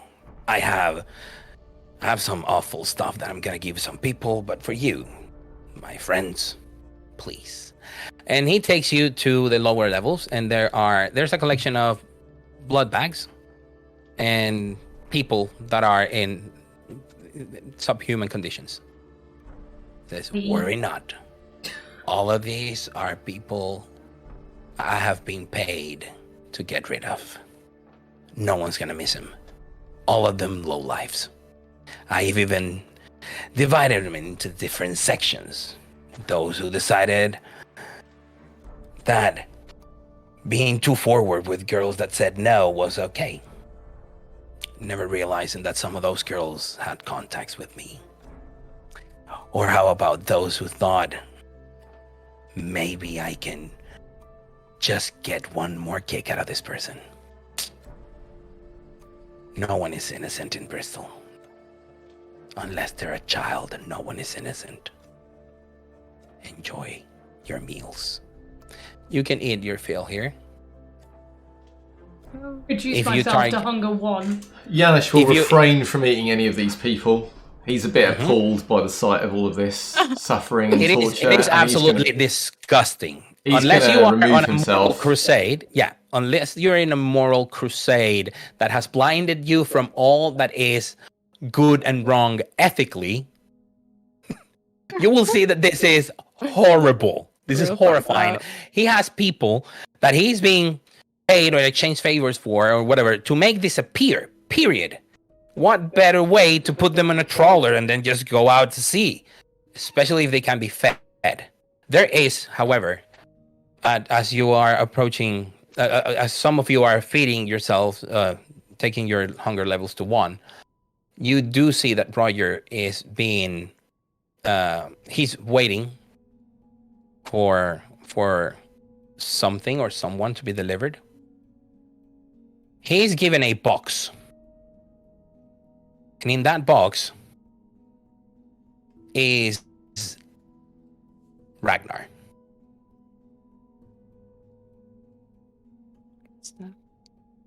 And he says, Ragnar can barely move. He looks well fed, but he looks as if he was somehow subdued supernaturally. And Roger looks at him straight in the eye and says, "That was a very stupid thing you did, thinking yourself immortal. Only I am immortal, truly." And he grabs Ragnar by the face and sinks his teeth in him until he's done feeding, and then twists the head out of the body. Sorry, is Yanish present when this happens? Yes. So when Roger is distracted, he will look Mhm. at Roger like Roger is a fool. Clear disgust, clear like you don't have a fucking clue. Well, it is to Dermot is evident that he's completing the execution of Ragnar that was promised to Nathaniel. So some sort of agreement was made. And But he will now- watch that with some happy Mhm. expression And- on his face. And he will turn to you and say, "Communicate to your prince. Justice for the death of your clansmate has been met." Absolute pleasure. And you can literally see how Roger's colors come back to him, how his factions, how his features soften, how he's no longer in that awful state that elders find themselves when they're hungry. I think when I've eaten, I will probably be about taking Yanish back to the cabin. It is an eventful evening for a couple of you, but it's mostly because a lot of people are going to ask questions multiple times. Alexander Walker will want to have conversations actually with Dermot, in which he says what happened with Audrey. Basically, he will find out. But right now, it's very simple. It's very simple to try and clear the air. Tomorrow, you arrive to the Azores Islands, where you assume Rose will be. And the real issue right now is a conversation that is happening between, well, the conversations that are happening between Audrey and Teach. Audrey and Alexander Walker, of course. Teach and Roger. So right now, it feels very, for those that are involved intimately, aka Matilda and Dermot, it feels like the political maneuvering, but there is sort of like a relaxed sensation to it. Doesn't feel hastened, doesn't feel rushed, doesn't feel crazy. It feels like you have all the time in the world to make the narrative look like you want it to look. Yes, you will exchange favors. Yes, you will exchange boons. Yes, you will negotiate the outcome. And for a second there, even others in the coterie that are just looking from the sidelines will get a glimpse of what is truly being an elder like. For them, days, weeks, or months are nothing. These agreements can be done over time just like this. And they can plot for centuries against one another. And with that, we're going to go to a short break. So, do we have any shout outs or information this week? Well, there's something I wanted to say. I'm not sure what to say at the end of the episode, though. I don't know whether you're doing like a... Well, at the end of the episode, we're going to do a thank you for watching. And then if you want to say anything... I'll say something at the end, I think. Okay, so if you're interested and now curious like me of what Peter is going to say, you have to stay tuned until the very end. Just let's hope that things in the boat go well and the boat is not sunk before people get back to Bristol. I mean, you never know. So right now it's almost 35 past 8. So we're going to be back at 10 to 9. Is that okay? Yep. So at 8:50 local time. So we will see you in 15 minutes. Until then, bye. Bye. Bye. Hello and welcome back for this part 2 of the final episode of Blood on the Severn. And we left it with our coterie trying to make the arrangements for a trial of sorts at some point during this trip. Right now, there's a lot of conversations about what's going to happen. And other than the group of you will find it very hard to have a conversation tonight with anyone. So unless you want to have a conversation about things, we can move on to the following night. Yep. Following evening. Yep. I'm basically just going to rest. Yeah. Okay, so I'm going to ask all of you to make a rouse check. Oh, can you make mine? Yes, I'm on it. Also, can I heal myself? Yeah, you could feed and heal. You're Yes, you could have like healed and then go to one. Okay. Like there were. If I could have done that would be great. Yeah, it was the equivalent of a big herd there, and he didn't care of it being dwindled or lessened in any way. So you are currently on like full health, full willpower. You haven't used any tonight. And I think that my bunkmate has got willpower difficulties. So the good news is I passed my rouse check. I'm still on hunger 1, and the bad news is I've got 4 aggravated points of willpower damage. Oh my god! Now's the time to social combat you. Yes, it is. This is your chance. Good Yanush at conceding the point. So very, very early that evening, you are awakened. All of you, you're woken right before sundown to let you know that you have already made port. Okay. So it's just so you know that the moment you're ready, sundown is in about half an hour, so you are ready to go out. Now I hate to bring this up, but we have lost our tank. Because he got killed last night. So I do think we need to give some consideration to how this is going to operate. Because we've got no Obasi to throw in is front of pretty her scary. anymore. He can take But we still got Roger though, man. Yeah, but he's presumably less of a tank. Yeah, he's more like an arrow that will pierce the heart. He's more of like enemy. the burst DPS, isn't he? So he just First DPS. yeah. What we need to do we have a tutorial on the Bruja with race. lots of celerity. Sorry, you were saying that? I said it's turned into a DPS race. We now just need to out-damage her before we all die. Yeah. So We need to nuke her down. yeah, Nuke her. exactly. Also, She's you got have a timer lost. for the You have lost your assassin. We've lost Yeah, Audrey. she's in Yeah, the she's brig. in prison. Yeah. Great. It'll be fine. So, I mean, I think we have to just get everybody together, get the compass, and go get Yeah, it. go don't murder we? for it, right? Yeah. So the compass Coterie points ho. further. The compass moves further inland. So you are certain that Yeah. she's in this island, Agora do Heroísmo, in the Azores. And it's going to be the four of you: Alexander Walker, Teach, Roger, and Balazar. Right. We'll be So it's a total fine. group of 8.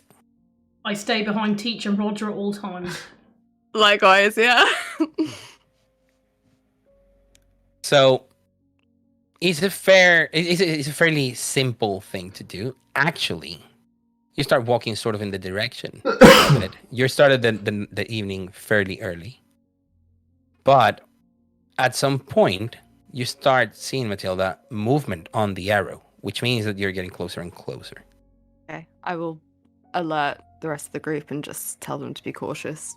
Yeah. And also, it also sort of says that she is moving. Okay, right. She's moving as Can I well. obfuscate myself now? Yeah, sure. Yeah. I don't have heightened senses, but I think Dermot does, right? If I know that someone in the coterie is able to, like, ping that up. Nah. So Nan yourself successfully obfuscates herself without going hungrier, because he did fail her rouse check, so she's had hunger too. Note, I've got my special stakes armed with the power of Kapal. Good. I'm looking forward to seeing that Kapala bonus in action when you use them. I will. I say Janusz will be opening his senses to the presence of other kindred outside of our group. Can you please do a beast sense check? Animalism. Yeah, I can certainly give it a go. And I will be keeping my eyes peeled for anything hidden. Because I do have that one. Boom. How Okay. do you like them apples? That's 5 successes. You really want to find her. That's really good. Let me check. Carlos, I will also obfuscate. You will also obfuscate. Okay, cool. Are you using your obfuscate 2 unseen passage? Yeah. And one. Silence. And silence of that. Okay, can you do a rouse check for me, please? Pete, Janusz senses in the immediate vicinity a couple of presences that harbor a supernatural beast. So I have a sense of rough direction. They are in roughly the same direction as the compass is pointing. Then he will say, we are getting close. They are that way. And what's underfoot? Sorry? What is underfoot? As in under your feet? Yeah, we're These walking are like... streets. These are, yeah. So these are, so Agora do Heroísmo is an inhabited island. And it has like a small city, a small port town. You can see people in some restaurants because it's dinner time. The street lights are on. A lot of people are having chats out there in the street. You see them, walking about. Everybody's speaking Portuguese. So if anyone knows Portuguese, you can understand what's going on. But other than that, it looks like a normal night in town, in a quiet town. But it is lively. It has people moving about and around. How many of them is there? Did you say there were 2, Carlos? Yes. I sense there are 2. 2 kindred. It's got to be Caleb then, isn't it?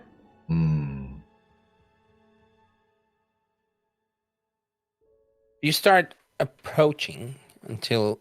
Did you get your roll, Dermot? Yeah, I failed my rouse check, so I'm getting hungrier. Okay. In anticipation of the battle. Can everybody makes me a wits plus awareness roll? If you have heightened senses, you can add it to your roll. If I had a brilliant beast sense, do I get any bonuses? No, you don't. Boo. Mm. Wits plus awareness, you say? Yes. Okay, that's 2 successes for Matilda, 4 successes for Dermot. Oh, look at you. One success one for Kupala Janish. infused success for Janish. I want revenge. And that is a total of 4 successes also for Nice. Nanjasel. So the Great 2 work, obfuscated characters Scouts. is Scout. What's actually yes, it would be normally. You definitely can see each other, and the rest of the search party, let's call it that, can see all of you guys because you obfuscated in each other's presence, in their presence. Yep. But nobody else can. Yep. And you can see Caleb and Rose walking in the streets, They're In back silence. to us. Well, they're facing. facing you. They seem to be just walking silently, not saying anything to one another. I'm not going to rely on the fact that obfuscate. We know what the Tremere are like. They can see through this kind of stuff. So I'm going to try and get hidden. Okay. I am also gonna hide because once things kick Are you off- gonna alert the rest of the group that you have? Sorry, yes. Yes, understood. For the people who haven't seen, I will say just a bed. We suggest we find some place to hide. Alexander Walker says, I know this is very unorthodox, but I would recommend attacking them in the middle of the street. I want to get behind her, so if someone else starts off. Yeah, and of course, then there's a conversation of Roger and Teach saying, like, are you insane? This is Sabat territory. We start doing that shit, we're gonna get into a lot of trouble. He says, well, beats trying to fight her in a place that she could have warded with magic. Okay. So now it's a decision that needs to be made about, do you attack her in the middle of the street and risk being seen and then having to make the quickest getaway from Sabat territory as possible? Or do you risk it and go into a quieter place that potentially is warded and she is more powerful and more difficult to I think take care of? Quite rare. It would take the And other by with Alex. surprise. Yes. She won't expect it. The Sabat are going to cop the arse about it. They're going to cop the arse. It's not probably going to be based on how many folks see it. The longer we dally, the more chance the Sabat will notice us in any case. Right. We do her in, Just we get over. skedaddle. Rip it off like a band-aid. Right. Do it. The group of you starts making their way to where they're going. Is everywhere here paved or concreted, Carlos, or are And there? right now you're walking on one of the streets that is cobblestones. Hmm. Is that It's basically mud like between it's the a- cobbles? Yeah, it's like a boulevard. People walk around. Like a high street. Are there patches of grass? patches of grass? Yes, you can find some patches of grass. I'm gonna when we're getting absolutely. close to where she is, I'm gonna walk over to one of those patches of grass. I will have probably before, like around this point, have taken my shoes off, Okay. taken okay. out a knife. Okay. Excellent. I am going to ask Dermot to make a dexterity stealth check. I'm going to be doing the same for Nanjasel. Let everybody let me know if you're browsing for these checks beforehand. It's your job to keep track of that. I'm just going to ask Nanjasel if she's going to rouse for this No, dexterity plus no. stealth roll. Nope. No. Okay, Nanj, you have 2 successes, and you can re-roll all 3 of your non-hunger dice. Yeah, let's do that. Okay, so let's use 1 willpower re-roll here. Oof. Sadly, you end up with the 1 success, and Dermot also ends up with the 1. So Nanj still has 2, Dermot has 1. It's not looking great for our heroes. Too eager. But I will make, and I will ask Dermot to make a wits plus obfuscate roll. This is the one that goes against the sense the unseen. So he's basically on the discipline, so wits plus discipline roll. Yep. Luckily for Nanjacel, that's 4 successes. So even though her approach is not the most cautious.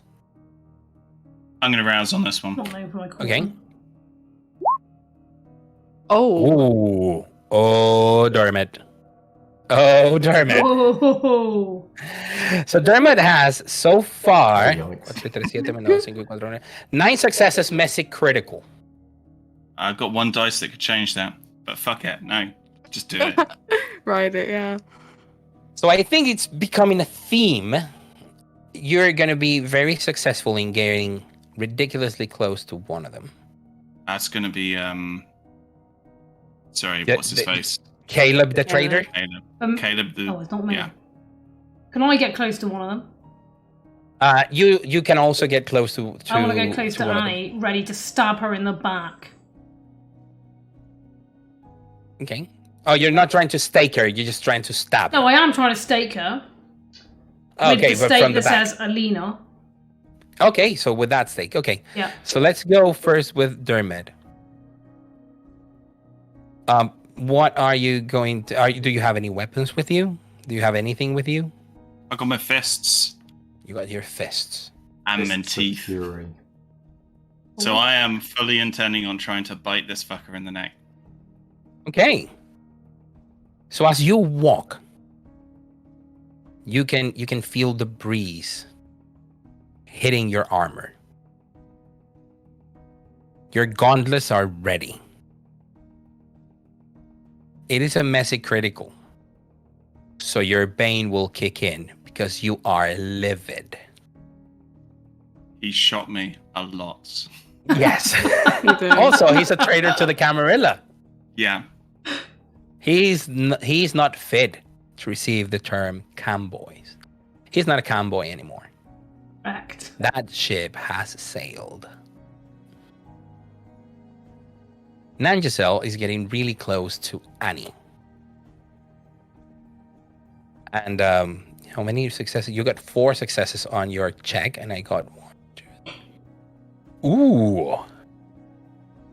Okay. You're gonna So see are me. you... Sorry? She gonna see me. So I am going to ask both of you to... Well, what are your actions? My action is stab her in the back with a big Stab her in stick. Yep. I'm And? gonna bite him in the neck and drain that fucker.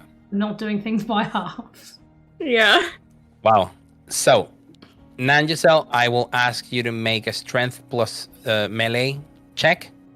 Boom. You were lucky enough that you roll 1 success more than her in her aspects, so Oh, she doesn't fuck. see you. So that will negate the dice penalty you usually get Sure, yeah. for trying to stake someone, but that is it. Mhm. It's not going to give you any further bonuses. And Dermot, I will need a strength plus brawl check from you. Okay. What are the other 2 doing, are they? They're not in range. No, I think Janish is doing his... Well, I was about to do a Preparation. ritual, but if they're jumping her, there is something I can do at range Okay. that I will do. Oh. Because I assume I can see her and she can see me. Yes. Okay. Well, yes, she can because Okay. actually, she's distracted by you. Actually, Then That's I'm going to call across the space between us. Behold the power of a true sorcerer pretender, and I will basically use Quell the Beast on her. Oh, that is good. Okay, that will come after Yes. the melee. Yeah, sure. what And is- I'm going to rouse for it just for FYI. Okay. What is Matilda doing? I can see if I have visual on Caleb and Dermot. Yes, I yes. would. Can I compel him and just tell him to stay while Well, Dermot... you would need to get in his face Do I have to get and have him look in the eye. Yeah, So I'm you happy will to have get to a little bit- use this turn to get there. Yeah, I'll do that. Sure. Close the distance. Okay, so Dermot, please roll. I'm gonna roll for Nan Giselle. Does this last time my Bane kind of helped me out with this stuff? Am I in a similar situation or? Nope. Only if you frenzy, then you get a bonus equal to your Bane severity to your physical checks, and also it does help you, but this time is a messy critical, not a bestial failure. So what you're gonna be is impaired in mental checks. So you're gonna be perceiving reality completely different, but you're not impaired in any way for physical checks. Then I will rouse instead. Cool. Nigel, are you rousing for this staking moment? Yeah. Holy oh. So Dermot, you so far have 2 successes and can re-roll a single die. No, you cannot re-roll. You cannot re-roll, Okay. sorry. But you're coming from Obfuscate, which negates the penalty for going for a bite. Nanjusel, you have 2 successes. Yep. One of them is a 10, and you have 3 non-hunger dice that did not come up successes. Alright, let's do a willpower thing then. You will do the willpower thing. You really, did not go hungry. really want to stab her in the back. You really, really want to stab her in the bag, okay? Yeah. You did not go hungry for your blood That is because surge. Capallo is on my side. Boom. Correct. Boom. So 4 successes. Okay. 4 successes, which would be enough to I should be take. immune to stakes or something. She Yeah. might be. Yeah, she might be. Okay. I'm gonna ask you to, Pete. I'm gonna ask you Yeah. to make a roll of, let's see, I have it right here in your character sheet. For your ritual, for Roots of Power, Yeah. is a Resolve plus Occult. The person doing this was Evelina. So can you please roll 4 dice? Oh, just Because of what I did to the stake, I see. so Yeah. is it R/? /R 4d10. /R space? A space 4d10, yes. Please. You're really glad you asked me to do it for speed now.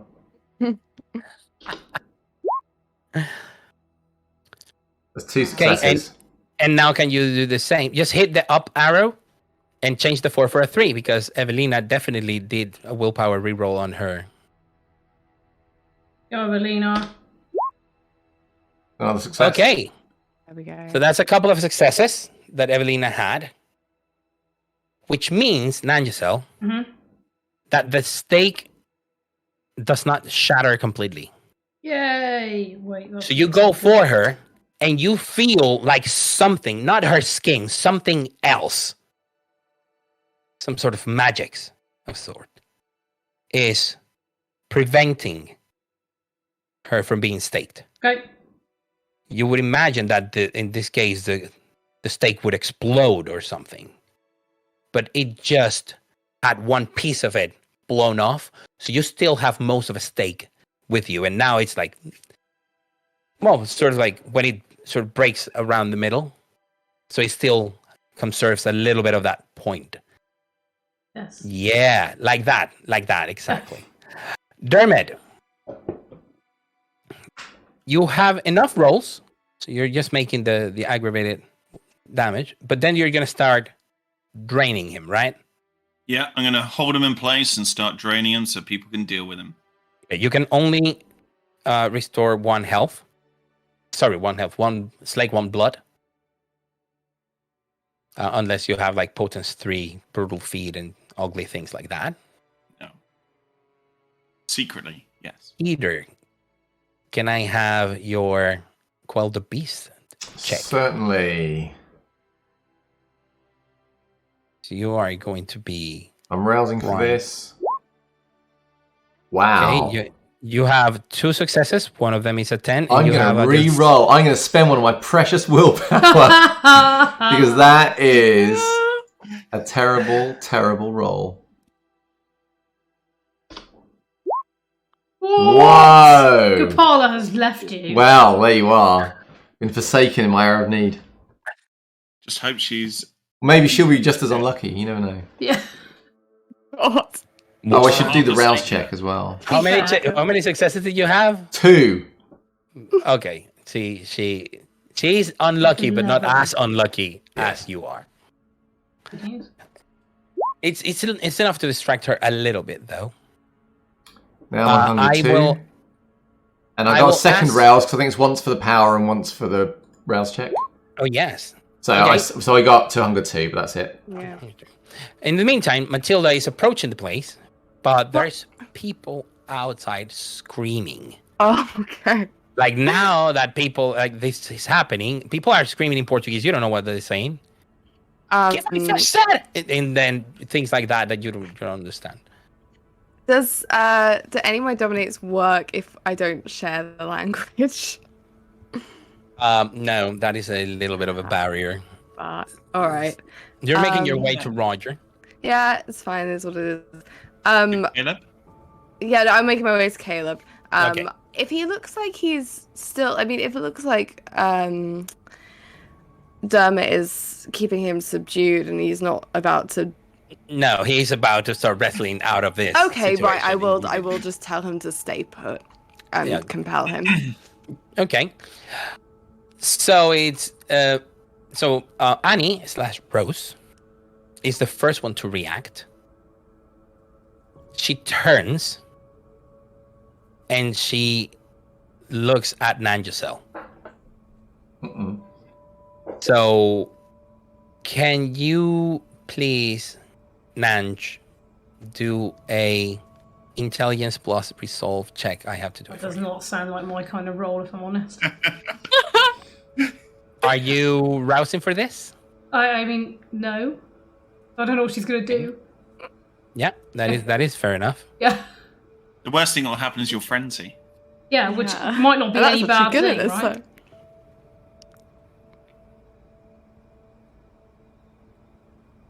Let's see. Well, you got 2 successes. Don't pity me. Mm-hmm. Let me do her roll. Yeah, 2 successes. 2 successes is nothing like enough. I'm going to be her puppet. I'm going to try and kill old man Yano. Yeah. She just looks at you and says, "Protect me. Disappointing. Kill those who attack me." And he points at Janish. Oh no! Ooh. Well, I mean, it's a win for me, right? Because she didn't point at Roger.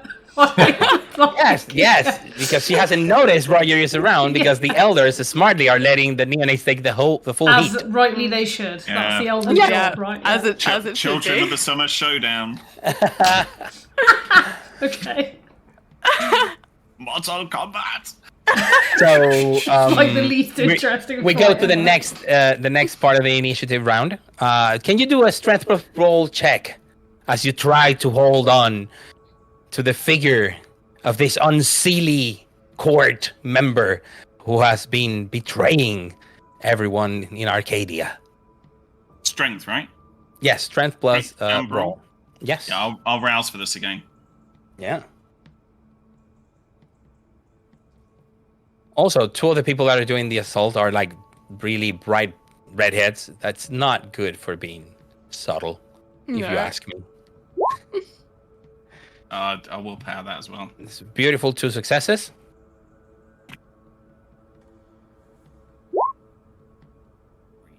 That is 3. Okay, can you make your rouse check, Yeah. please? Oh no! Bring on the frenzy. Is this Hunger 5 for Dermot?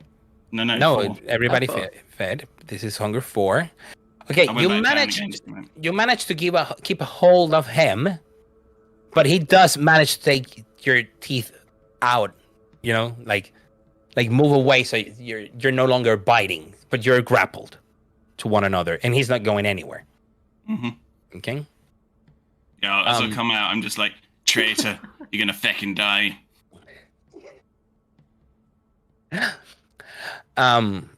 Nangisel, your turn. Well, I guess I'm attacking Janusz, aren't I? Oh, you have to cover the distance between the two of you. So presumably, I presume So this is Janusz like a will compel actually have a chance. Sorry? I presume this is like a compel.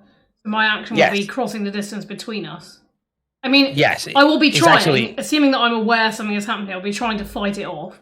But unless I can, then that's what I'll be doing. Yeah. So, Janusz, you will have chance to react a little bit before this happens. Yeah. So am I aware of what's happened? Yes. You have seen these type of powers before. And are there any elder vampires nearby me? Not that you see them. Okay. Well, in that case, I guess, if Janusz can see her coming, I guess, well, you know what? I will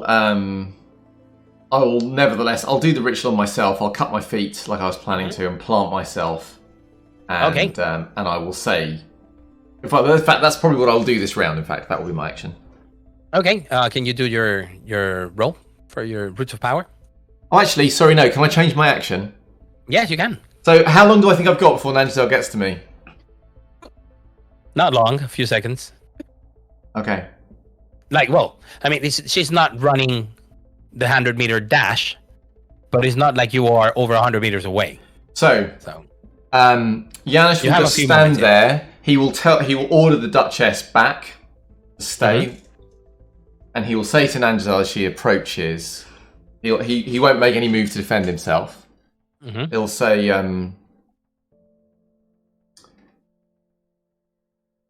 take my body back to the holy earth, bury it there, and when the flowers sprout in the churchyard, bring the blood, and I will awaken. Okay. Okay. It's fair to say Nangisel doesn't know what this means. She's carrying a stake, isn't she? Yes. He will bare his chest such that she can stake him. Fuck me. Whoa. Okay, so Nangisel, that is against what I'll her do. will, Yeah. You are a passenger in your own head. You have the time to process everything that he just said. Everything. Because your mind is not, you're not directing your body. And with horror, you see how he bears his chest and you plunge Alina's stake in his chest. So it's an automatic staking. Yeah. So you're torpor. Excellent. You're no longer gaining aggravated willpower damage whenever you run. I know. See, I always think of you. Coming up, Janusz. Everything is coming up, Janusz. What an amazing cheat. Amazing. Like, use the enemies, dominate against them.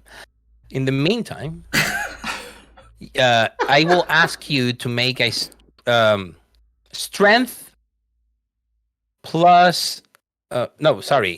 Yeah, it's either strength plus subterfuge or manipulation plus brawl check, Matilda, because you're gonna try and grab his head while he's wrestling, so he can look you in Caleb's head, so he can look you in the eye.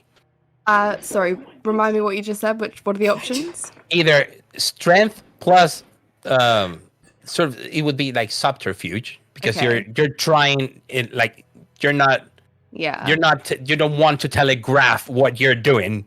Okay, yeah. Because he also knows about dominate. Or basically manipulation plus brawl. I will do manipulation plus brawl. Thank you very much. Try that. I love those weird rolls. Yeah. People tell me I'm wrong and I go like, thought it. And I will rouse for that as well, if that's okay. Ooh. Can I do 2? Is that 2 then? That is 2 more dice. Fabulous. That is... Well, you have 2 successes and you can reroll up to 2 non-hunger dice. Yeah, I'll do that. Okay, so reroll of 2 dice. Oh. Shocking. Nothing. Can I get a rouse check from you? And you go. So now Great let's job, see guys. if he Okay, so you grab his head, you manage to maneuver it, and you lock eyes with him for a fraction of a second, and then he realizes what's going on and he closes his eyes. Fuck. Cool. I mean, you have made things easier for Dermot because now he's wrestling blindly. Good. I'll just say to Dermot, fucking drain him.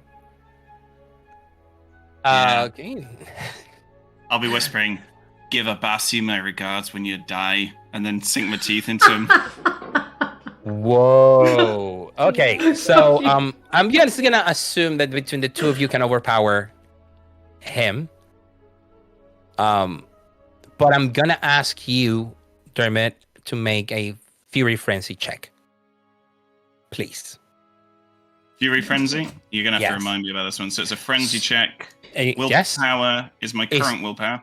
Yes. And he's gonna ask you for your full humanity, so it can calculate the bonus you get from Ed, which actually is kind of. I can't rouse for this, or can? No. Sadly, no.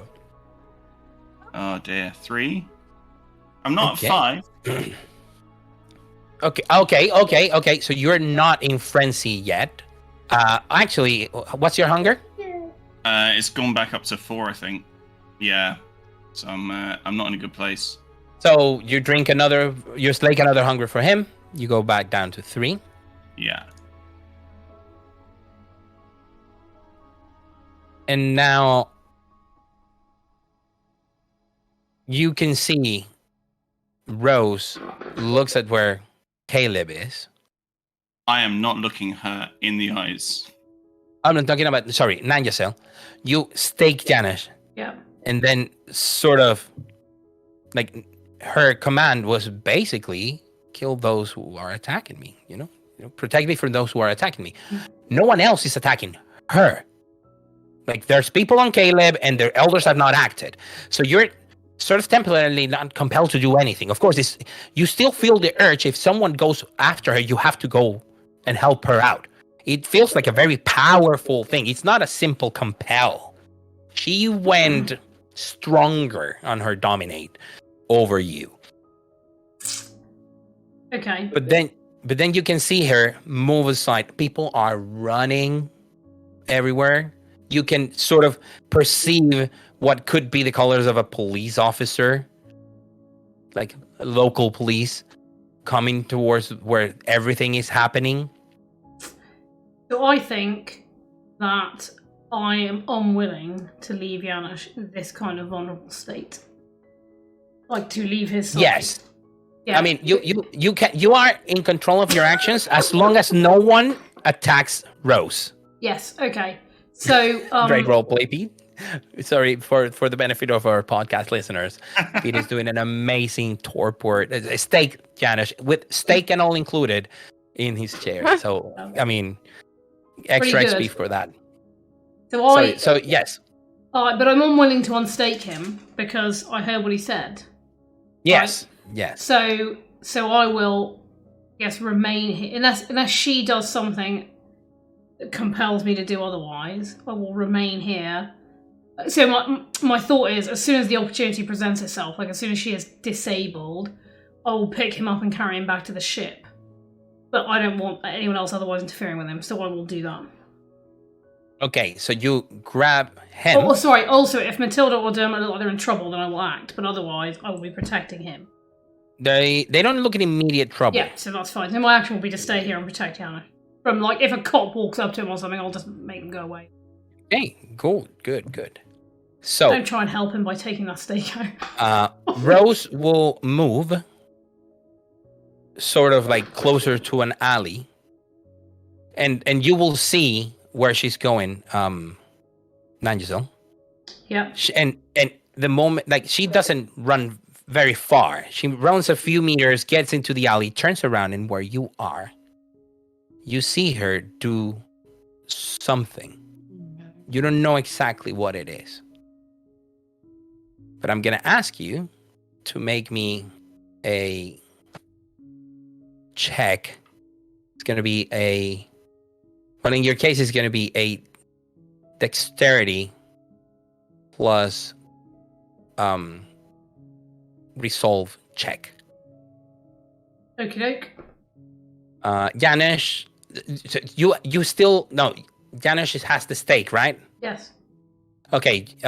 Peter, what is the bonus to resist to resist magic that your ritual provides? I think it's based. I'm trying to remember if it's based on margin or. Can you please check it? You already have the roll. I'm just looking it up. Really glad we brought all these elders along. They're doing such a good job. They're just waiting for their moment. Waiting for us to die, basically.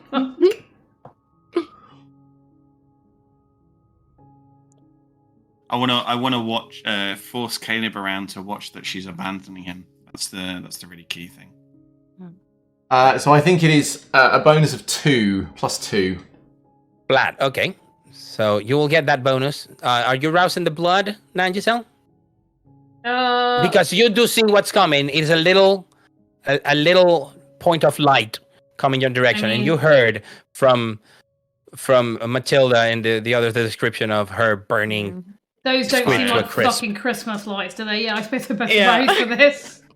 Okay. Yeah. Okay.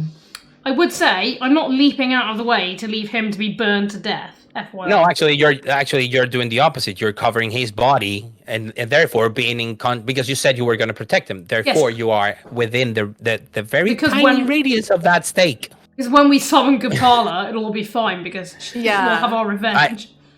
Okay, you rolled an absolutely monstrous number of dice, but you only got 3 successes. You have plenty of non-willpower, hunger dice that you can reroll. Can you roll? I mean, I feel like I should do that so as to try and not be on fire. This might be the time.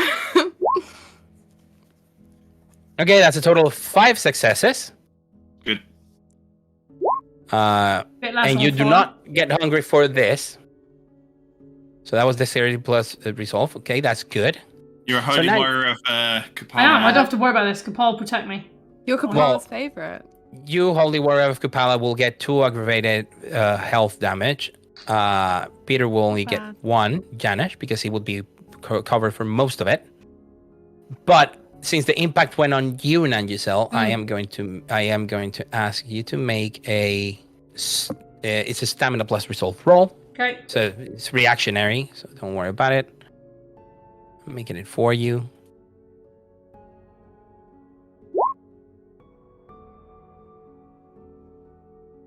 And it's 2 successes. Do you wish to have any reroll because it's the fire's burning you? If you're saying, do I want to have a reroll to not be being burned by fire? The answer is always yes. Yeah. I mean, some people want to save their because you only have 2 willpower left. They will leave you with 1. I mean, that is frankly the least of my problems right now. Okay, so not be alive to use your willpower. So. Yes. Just saying. We'll be fine. Oh, you're so lucky. So you loves me. And next, you had 2 successes. One of them was a 10. You re-rolled 2 dice and got another 10. So that gives you actually a total of 5 successes, critical win, which means you will not be afflicted with the same ever-burning fire that kept making damage to Rose. Squid. You need a. So basically, you're not only have enough successes to avoid catching on flame. How do you call it when you catch on in flames and continue catch up in fire? Yeah, to continue burning. You're not going to continue burning, and also the ever burning effect of that spell is not going to be on you. Good news. This is just a ball fire dissipates.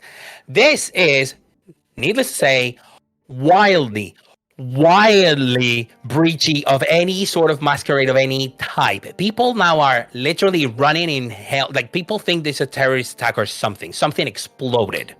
Well, Roger and Teat, it's about time you stepped up the bar. Yeah. I'm on fire. And I saved your ship 20 minutes ago. Come and help me. So, Dermot and Matilda are still with Caleb. You managed to get your hunger 1 more down. between the struggles, because I believe you're going to be spending blood, but also drinking blood.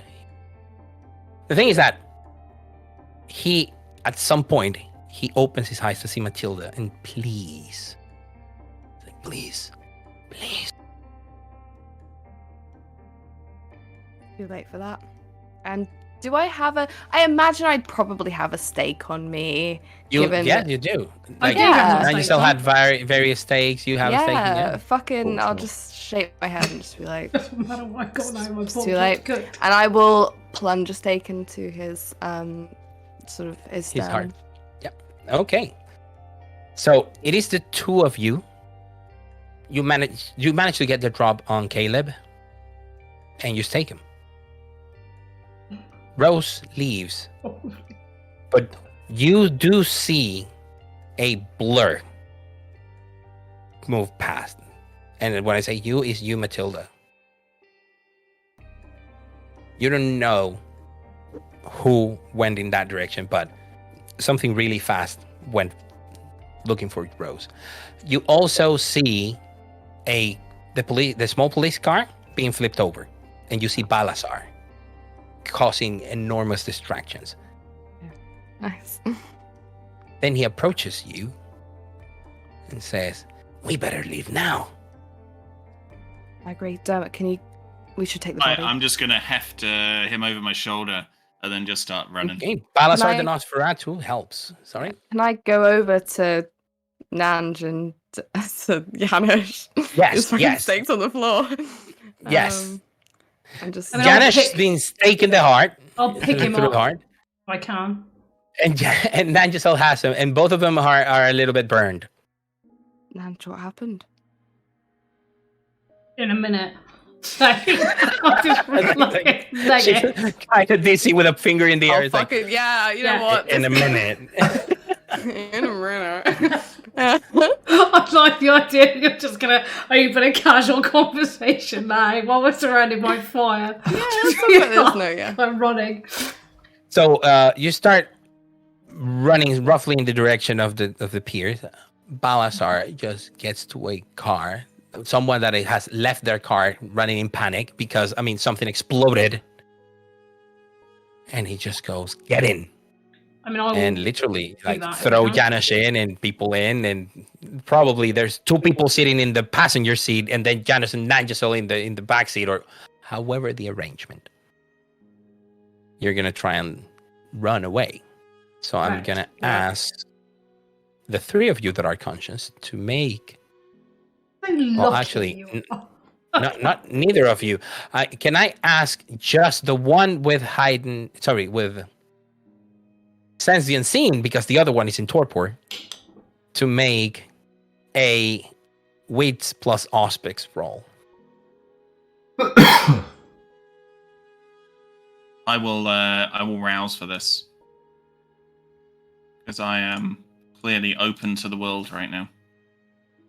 But this is a mental roll, isn't it? So I'm. Sorry? This is a. Your mental. Perception will be yes. So you are at your bane severity at -2 dice. Rouse, there's no... You'll be even. You'll be even. Yeah. And everything will be according to your perceptions. Okay, you can reroll 1 die if you want. Although I do not. Well, you do have a 10 in your hunger dice. So you can have yet another messy critical, but it will be a critical. Yeah, sod it. Let's do it. Okay, it's just 3 successes. Just 3. So, you see nothing out of the ordinary. Your keening is good enough to start perceiving this area. This area has a lot of influence from the old myths. And there are certainly a lot of connections that you can make with Bogans that could have been in this area. Knockers that could have made contraptions to sail the seas. But when you see a slua, sometimes you're confused. Slua look like fairy Nosferatu, but this one looks deformed. Purposely deformed. as if someone had shapen or And where is it? Shapen them. Is it in the road or off to one side or?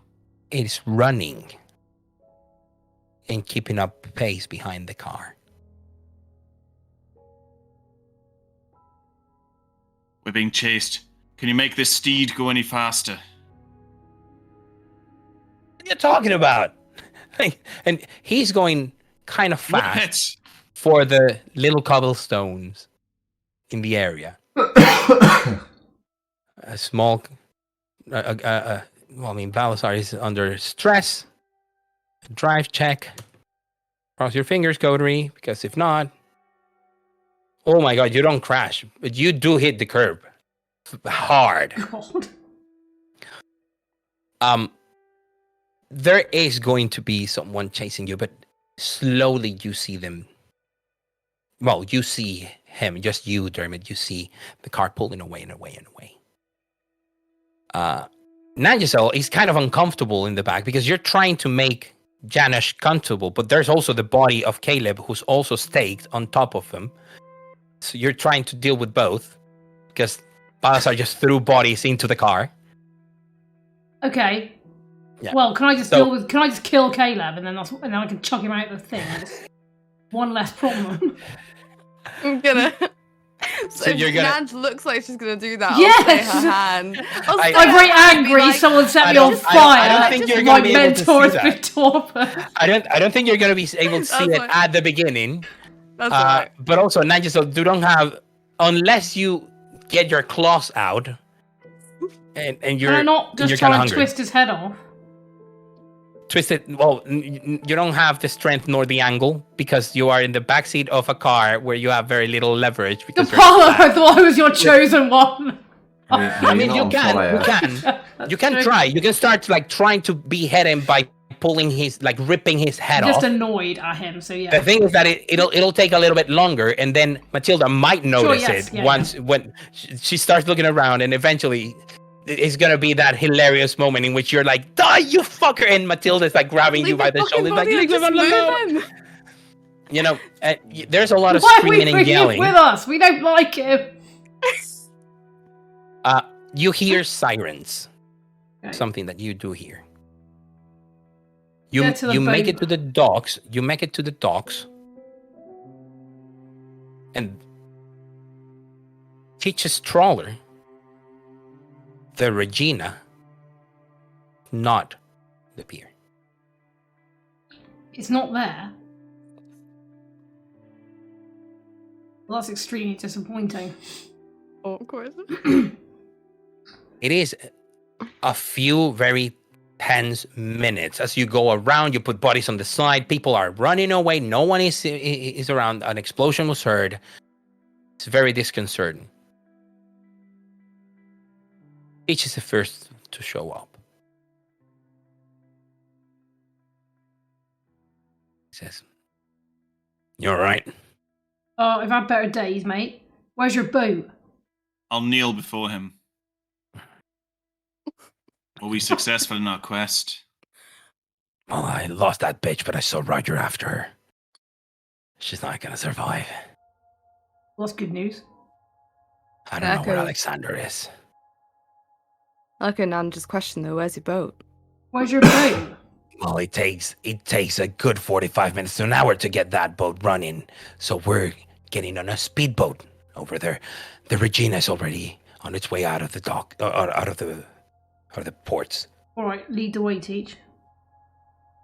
And he tells you there is effectively one of the speedboats that they use for also for rescuing and everything. Tied alongside. There's 2 sailors in it. They are completely unreactive to bodies being chucked into it. You wait a little longer. We still have Caleb, right? Yes. Okay. You wait a little longer. I'll be looking after Janusz. And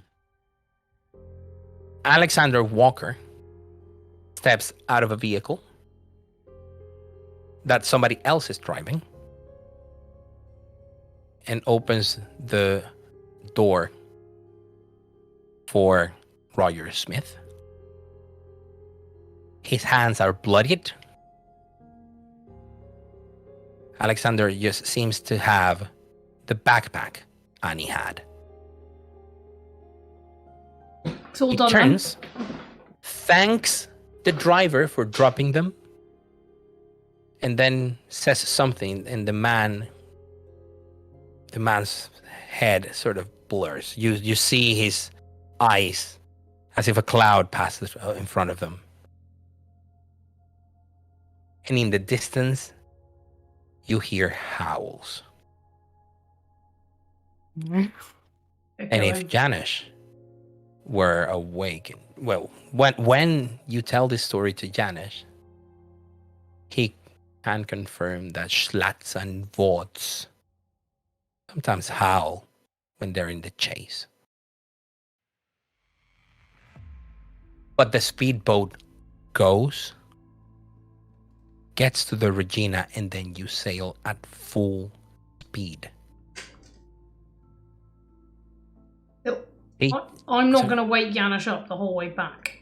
No.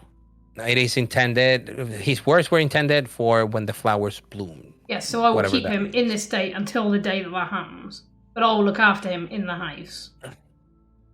So, with Janish in torpor, there's not going to be a trial on board. But it'll be rescheduled. Effectively, until he's awakened, the same people that were present that had agreed to a trial will conduct it. Roger does confirm that he killed Rose, but he looks very concerned and troubled. Very. He doesn't look like himself, as if her death shook him in a way he wouldn't imagine.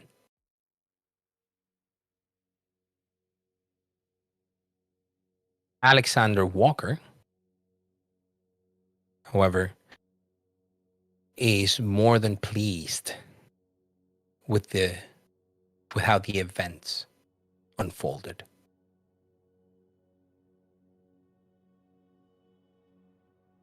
Is Matilda gonna have a conversation with him now that you're on the way back? Yeah, I will. I'll just have a quick one.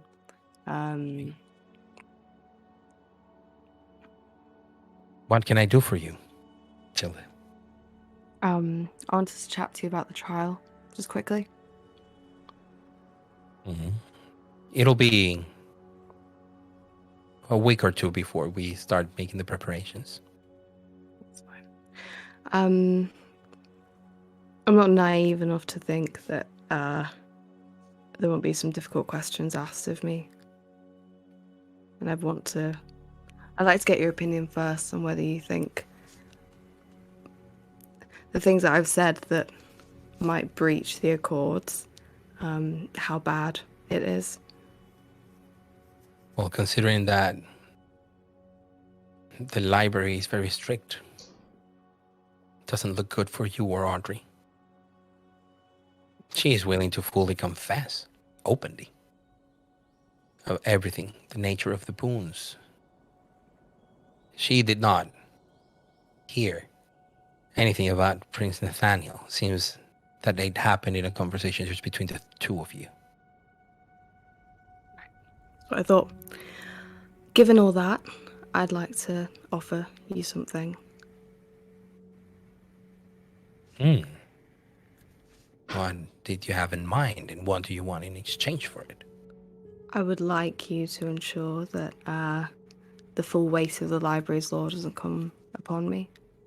I'd like you to ensure that the fact that I did this for Bristol is made loud and clear, and that I don't suffer final death for this. And what I'm going to offer is a life boon.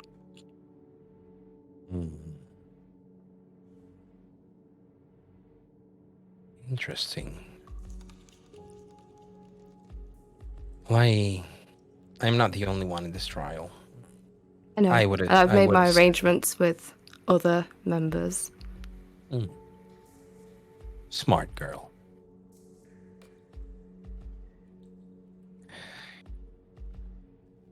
May I ask you a question? I'm curious. Please do. Why was a blood hunt called on you on Leeds in the first place? I made a mistake. I made a naive decision. A rash decision. I embraced someone without permission. Who were they? Someone special to you? Not necessarily. I see. Someone that I felt responsible for after the fact. I felt guilty about it. I'm not sure I'd make the same mistake. Well, I'm not sure I'd make the same decision now. I'm a different person now.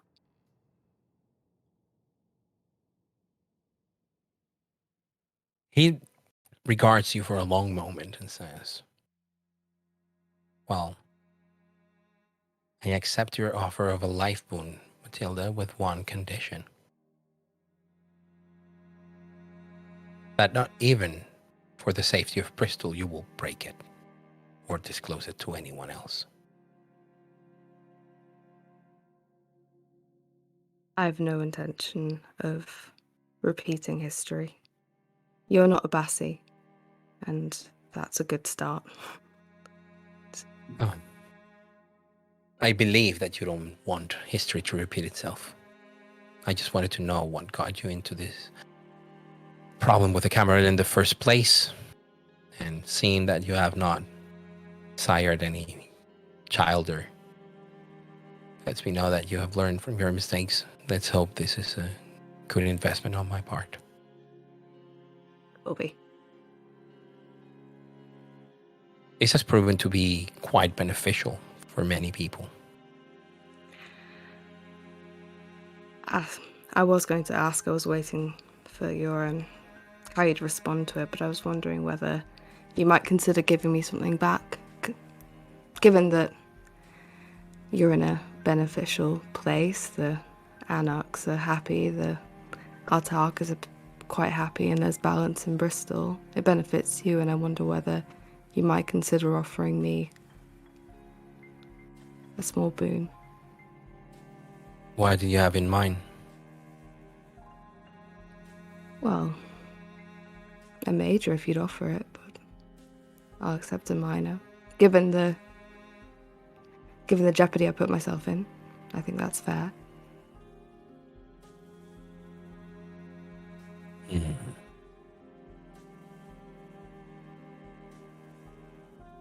I'll tell you what I'll do.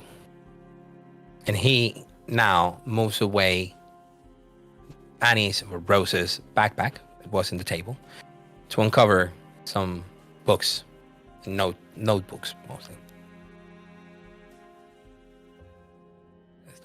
This is what I found. It's not much, and I do have an intention of going back to that place the rest of the Tremere. Rose was a rogue member of my clan. And it seemed that her and Caleb were going somewhere, because she had taken her most important notes, in which she describes the rituals and powers that she has used most commonly. I will not be beholden to you by a boon, but I will honor the petition that I will not fulfill to a Banu Hakim, and I will help your honored friend, for these books tell me exactly how to undo the fiery affliction of your Nosferatu Anarch friend. I appreciate that very much. I will do it for you because he's a member of your faction and a friend of yours. Thank But you. no Banu Hakim will accept directly the help of Adramir, nor I will offer it. We'll make sure that That's what you get in return, nothing else. that's fine. Loud and clear. I'll leave you be then. Thank you. I'll make sure things are not as hard for you. Thank you very much, Alexander. Everybody reaches shore. Carlos, Yes? is there a chance for Dermot to have a very brief conversation with Alexander too? Yes, absolutely. It's a 3-day trip. Yep. This will be early on. Yes, okay, absolutely. He'll come to his cabin Mm. and again kneel before him, take off the ring. Master Magician, our quest is done. I offer you back what you gave me. But know that It we looks have fought things in the darkness. It was good to fight by your side. Are you feeling well, Dermot? I'm feeling better than I have in a long time. My soul feels cleansed at removing this impurity from the world.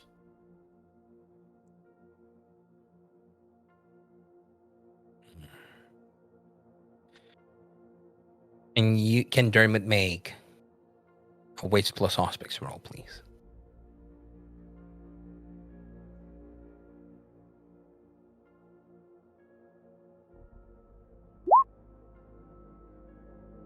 Three successes. So Dermot, as he's saying this, he feels the glamour in the air. It's coming off from some of the books in the table. But this glamour is tainted, dark. It has a mix of death and banality tied to it. As if Dermot was sitting in cold iron. Gives him chills. He'll kind of cast dirty looks at the table and say, I've enjoyed serving you, my lord.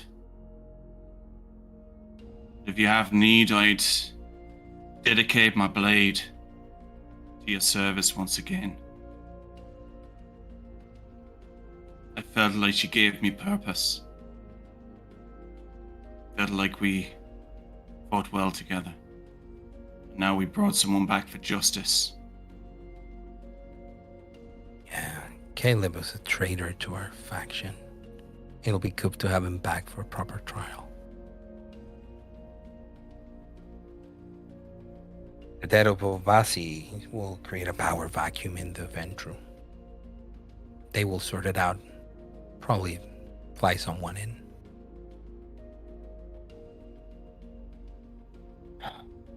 They can fight amongst themselves, them nobles. But us knights, we know that we must protect the realm. He looks at you kind of funny, as if he's taking everything you're saying seriously. But there is something that might be amusing him. He does notice your glances at the table. He says, What do you see, Dermot? What do you see in the table? Tomes of foul magic. Can you point them out to me? Can you tell me how they look like? What they I'll look like? describe what I see upon the table to him. He looks at you and says, that is quite remarkable. Prince Nathaniel was right. You do have a strange yet refined version of the sight. You could see Opasi. And you could see this. What you describe is a ward that I luckily have not activated yet. Something that protects her scriptures and curses or kills those who try to mess with them.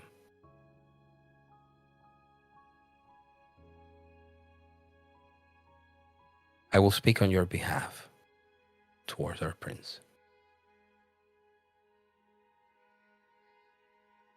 I only have one person assisting me, and Trisha is a reliable huntress, I'd say. But I need a loyal member of the Camarilla.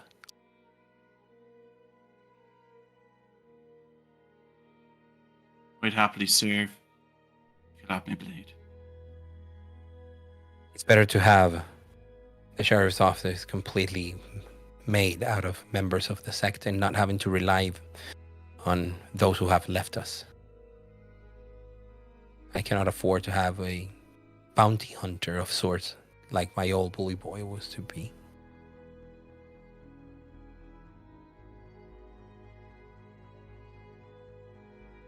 And we'll talk more when we get back. Thank you.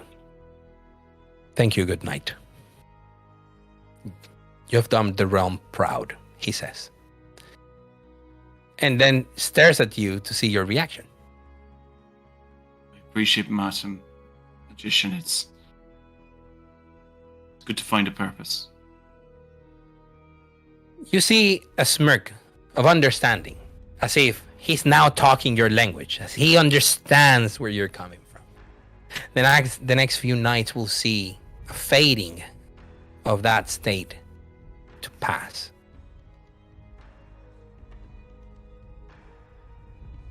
Now on to our closing of the chapters. Let's start with Matilda. Your life will be spared, and so will the life of Audrey. Interestingly enough, Teach offers to give you a short punishment. One that he usually applies to people of his own faction.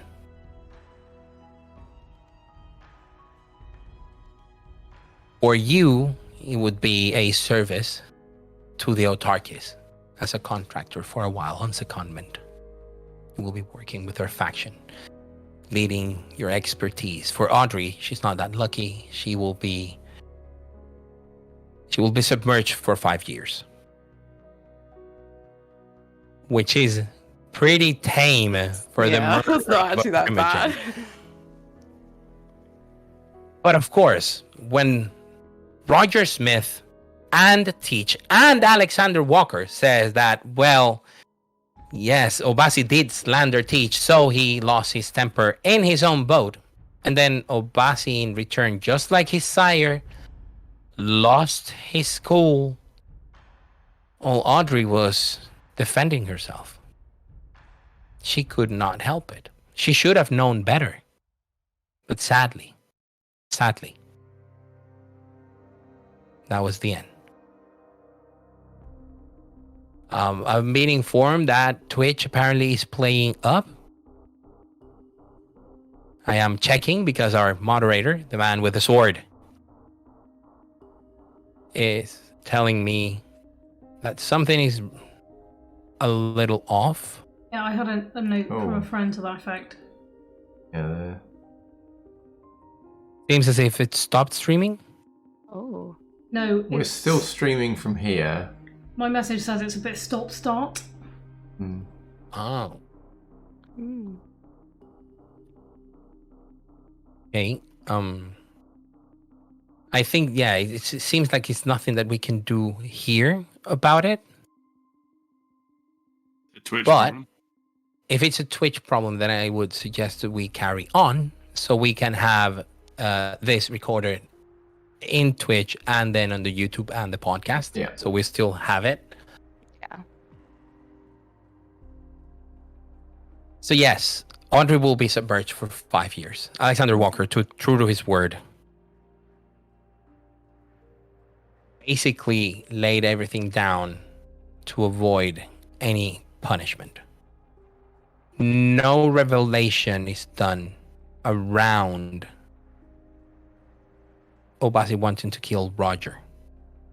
But when the Ventru because that would have made things difficult for the Camarilla and the Anarchs. But when the Ventru realized that their primogenitor was plotting against the prince, they have been very tame, very obsequious, very supportive of the Camarilla, and of course he has been renounced completely. Good stuff. The execution of Caleb at the hands of the Ventru themselves ends Obasi's bloodline.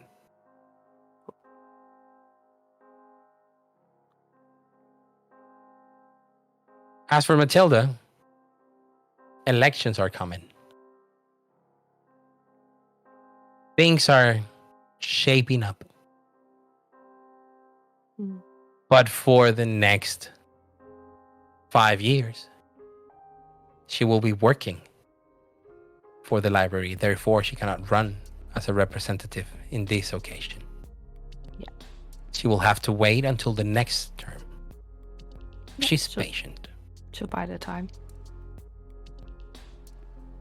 She gains a lot of enmity from some members of the Camarilla that see her as a traitor to her clan even.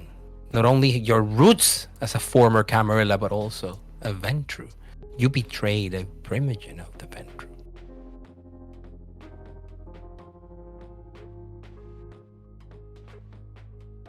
Times will be tough for Matilda, but she's been there. She's come out stronger for it.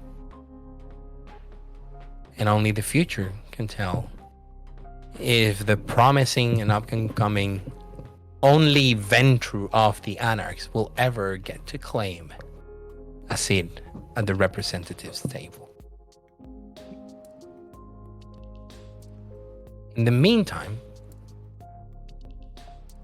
the fern flower that was put on the teeth of this man of the Society of Leopold have been planted on the grounds of the church under Janusz's instructions. They have been also watered, and there is always some blood from Kupala's offerings in that water.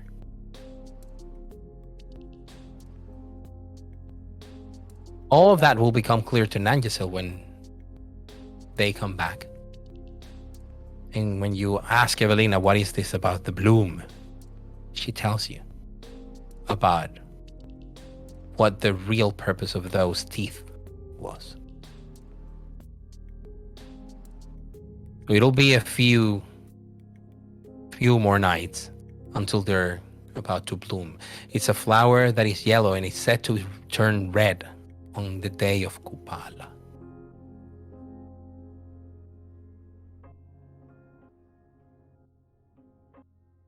And on that day, Janusz is awakened. Peter, you will know that tonight's the night. You're slightly peckish. Haha. You have been resting for a while.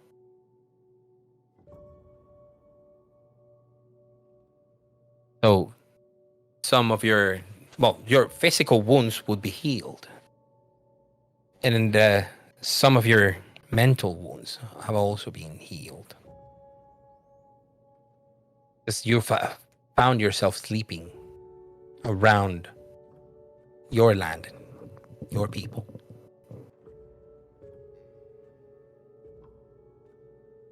What is Janusz doing? So if tonight is the night, there's a number of things, I guess, like bookkeepy things I'll quickly do, and then I'll get onto the juice. So basically, he will send word to the librarian. There's 3 people in the Society of Leopold who know about a broader society beyond this group. One of them is Father Michael, but the other 2, he's going to give their names to the librarian and say, they're all yours, take them tonight. Okay. Tell them where they are, blah, blah, blah. Are you sending this message with someone in particular? No, I'm sending it direct to the ear of the librarian through the power of my blood. Okay, fair enough. And you can easily do that using your Guldunic ritual. I will instruct Craig, because there's a number of Society of Leopold people. I'll do a quick. I'll have a quick chat with Nanjal in a minute, but essentially, I will send Craig after some of them because he wants revenge. Yes. And I'm assuming that he and Nanjal have info on the others. Yep. Yes. So I'll go to Nanjal, and I will say, you have done well, Nanjal. Well, they're the best kind of help. No, it's the night, right? Yes. Whilst my body has rested, I have dreamed. Flown in the sky with Perun and spoken what is to come. We must capture the last of the society, those you have been watching for so long. Those we can, we will bring back here, such that their lives might be given meaning. And when the last of their warriors have been defeated, then we will go to the king. At the church. Well, I'll collect these people up, bring them back here. Good, yes. Will I meet you at the church? Yes, meet me at the church when you are done, and we will. So I'll collect up whoever these other people are as best I can, probably with Craig's help a little bit. Yes. And bring them back to Janish's house, where I assume we will put them in captivity somewhere for now. Yes, and that is basically how it him goes. At the gates to the church. Pointed out. Yeah, it'll be actually before midnight. Okay. Craig and you, and I believe you also recruited the help of Was it Mark? Matilda. Oh, And Mark, of course, Matilda, but Matilda. Did you ask for Matilda's help for part 1? As in helping part 1, whenever you abducted anyone, she would wipe memories of any witnesses. If Matilda is willing to do that, he will certainly. Yeah, sure, let's do it.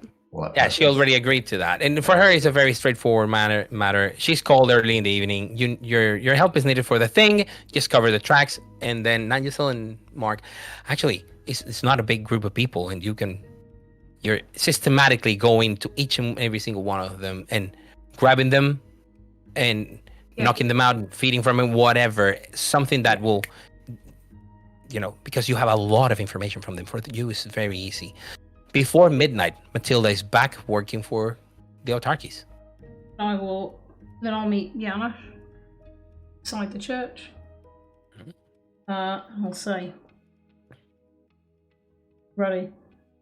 Is done. Done. All back at your place. All with the exception of the 2 whose names you gave to the librarian. So you could do whatever is best with them when we get back. Is nearly done, Anderson. We are. You not feel it in the air. Soon everything. So, Janish will approach a little tentatively towards the path leading up to the church. So one hand out in front of him, almost like feeling the air in front of him.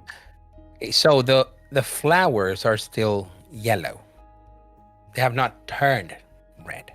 And you don't know if that is a metaphor for you needing to do something else to complete that transition, or if you would have to wait. But it doesn't look like you need to wait.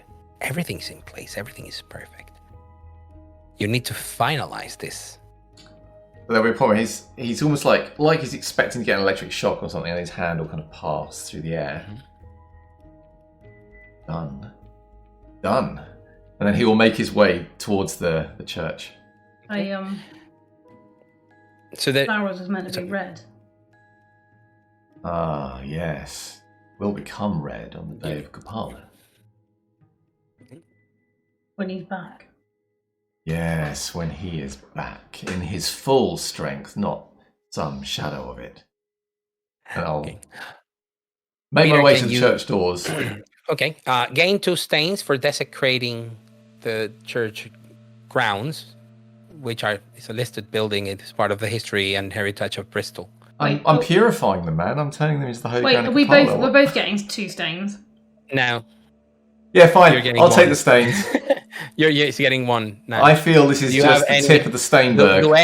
Do any right. of you have convictions to shield from these things? Actually, yes, you gain 1 because you did the teeth stuff, but Peter actively, orchestrated the desecration of holy ground, so he's I mean, I bane think the teeth thing might be wouldn't- actively against know. one of my convictions. I don't know.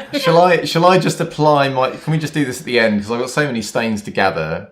Yes, I mean, well, It's like the the count Father starts Christmas at 2, of and then we stains. move from here. Yeah. Yeah. So for you, it's a simple matter. You reach the door. I'll knock on the door with my cane. And Father Michael shows up. It's like, Janish, Yes. it's late. Yes, it is Wait. late, but you have often said you wanted me to come and visit. May I come in? Yeah, but I didn't mean at this time. Is everything all right? Can it wait? Can we meet tomorrow, perhaps? No, Michael, it cannot wait. May I come in? Oh, it's an emergency. Oh, Yes. sure. Come. And he lets you and he sees Nigel. Is she with you? Yes, she is with me. Okay.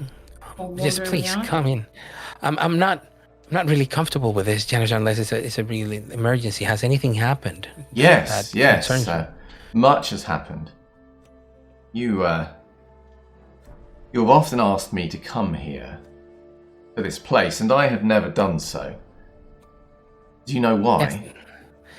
Well, I don't know, but that's why I let you in, because it must be very serious for you to Yes. want to step inside. It is very serious indeed. It is.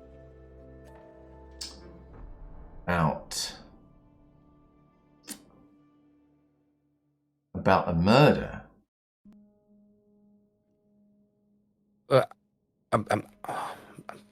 Well, as you know, Janusz, I could take the secret, the confession, but don't you think you should be alerting the authorities? Oh no, this happened a long time ago. I believe the authorities do not care too much for the deaths of these people. They died in He Bristol. seems puzzled. You must remember, or it was the Society of Leopold carried out the murders. He sees that and he starts, he opens his eyes in acknowledgement immediately, and he starts. I'll grab hold of him. You mean? If Yeah. it looks like he's going to move away, I'll grab hold of him. No, he starts. I mean, he has nowhere to run. Yeah. The place is shut. You are between him and the door. He just starts reflexively, walking away from you, throwing his hands behind him to grab hold of walls and stuff so that he doesn't fall. But he's trying to move away because You should stop there. he mate. realizes now what both of you are. But your dogs, such as they are, missed a person back then. Only one. You understand, only one. Me. Possible. You're one of them then. You don't age. You're one of them.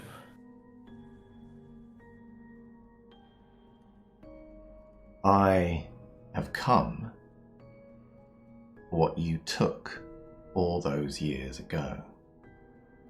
It's time to put right what you did wrong. I did nothing wrong. You have any idea how many lives and families they destroyed? Their blasphemous practices needed to be put to an end. Well, we have often debated faith, Michael, you and I. It is time to put your faith to the test. Let your God face mine. It's time for you to come to my church. Of course, at this, he tries to make a run for it. I get him. And Nigel quickly. This is an old man in his late 70s.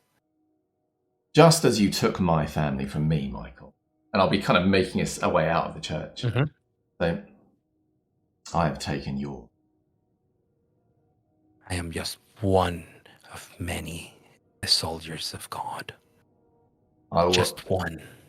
I will smile and say, We're an army. You, Michael, are more than just a soldier. You are the key. Come, you will learn.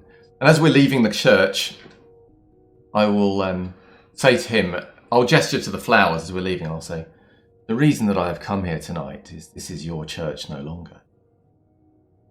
Mine now. Your God has no power here, Michael. He seems to not understand what you're saying. That's fine. His understanding is a sort of optional bonus. So yeah, Janusz will take him back to the house. Quell the beast. He will not make a fuss. We will be very docile. Get in the car with Lug. Drive to your domain. So, what are you going to do? You're going to ritually sacrifice him and everybody else? Are you going to designate that to Kapala? Everything? Yeah, so basically, I am going to ritually sacrifice every single one of those people to Kapala whilst Father Michael watches. And then when... Stain train. And then... Whilst your touchstone watches. Yeah, I know. I mean, yeah, he's my touchstone. I mean, sure. And then when I'm done there, I am going to sacrifice Father Michael, body and soul, to Kapala, and I'm going to take him into the earth with me, whilst feeding on him. What was your humanity? I mean, it's irrelevant, isn't it now? It is. My humanity is 6. Okay, yeah. So all of those things will happen as such, because there is a limit. Like there's a point in which when you are fully filled with stains and you start taking aggravated willpower damage for excess stains, you can no longer voluntarily gain stains. Yes. Things that by desecrating the grounds and by killing the innocent, you will gain enough stains, but not enough to put you at that point. So when you kill your touchstone, so it'll be 2 for desecrating the grounds and 2 more for the ritual murder of everybody else, and then an extra 5 for destroying your touchstone personally. So it's a total of 9 stains. Would you like me to try and mitigate some? Wait. No, you're killing multiple people. It's not 2, it's 3. Well, I'm probably killing some of them, I would guess. Yes, you will also be gaining stains, but your calculation is so much easier. So just let me get for a second. So 2 for the desecration of the grounds, 3 for the murder of countless people. So you're breaking their 2 Chronicle tenets, basically. Then 5 for the destruction of your own touchstone. And another 1 for the breaking of your own conviction. So yes, that's 11 in total. So how many can you shield off? Ching, ching. Well, these are the people that tried to kill my children of summer. So I'm protecting the flock by killing them.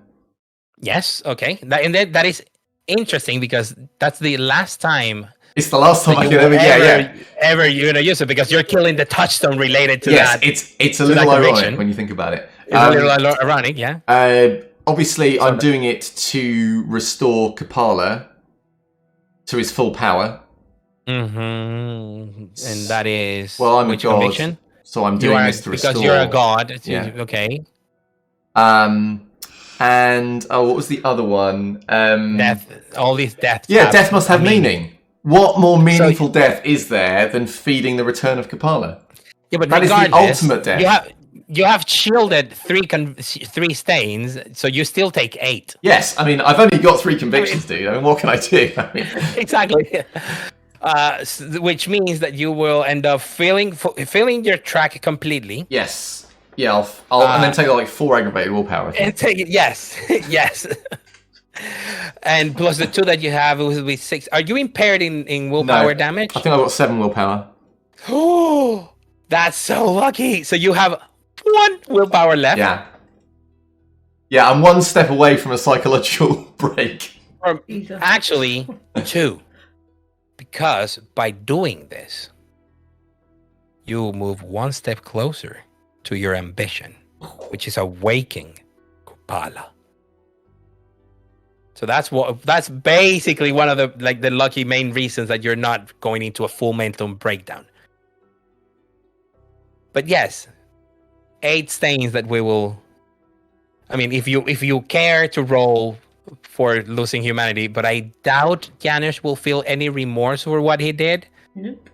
No, so let's say that he just loses straight up 1 humanity and goes down to 5. Yeah, seems reasonable. Completely legit. Which is seemingly that's the humanity that also Matilda has. And Is everybody else on 5 now? Yeah, and you're still on And- 7. I'm already on And you're still on 5. 7. But when I make my roll, I might. And be he's down going to 4, 8. Like he's acting like a saint. Yeah. Trying to get away from, like, following the tenets and following the convictions. So in your Unbelievable. case, you're gaining 1 for the desecration and helping in desecrating the grounds of a listed building and part of the history of Bristol, cultural history, and 2 stains for the ritual murder of absolutely everybody around.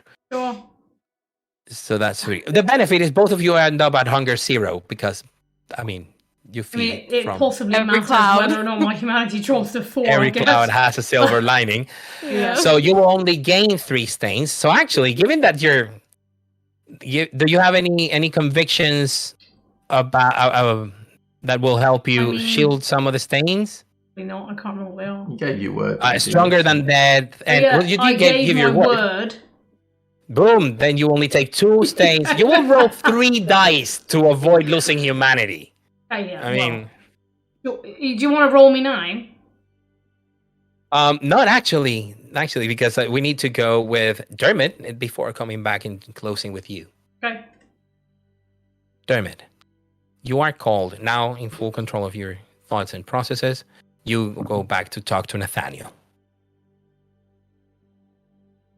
I am most proud of you.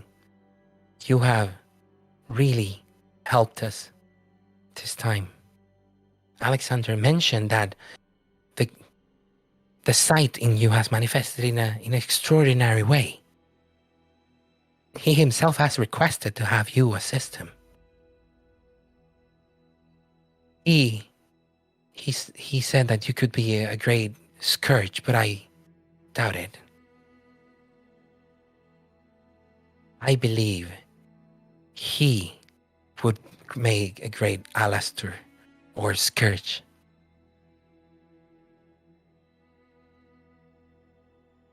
I will grant him his petition of having you serve under the office of the sheriff.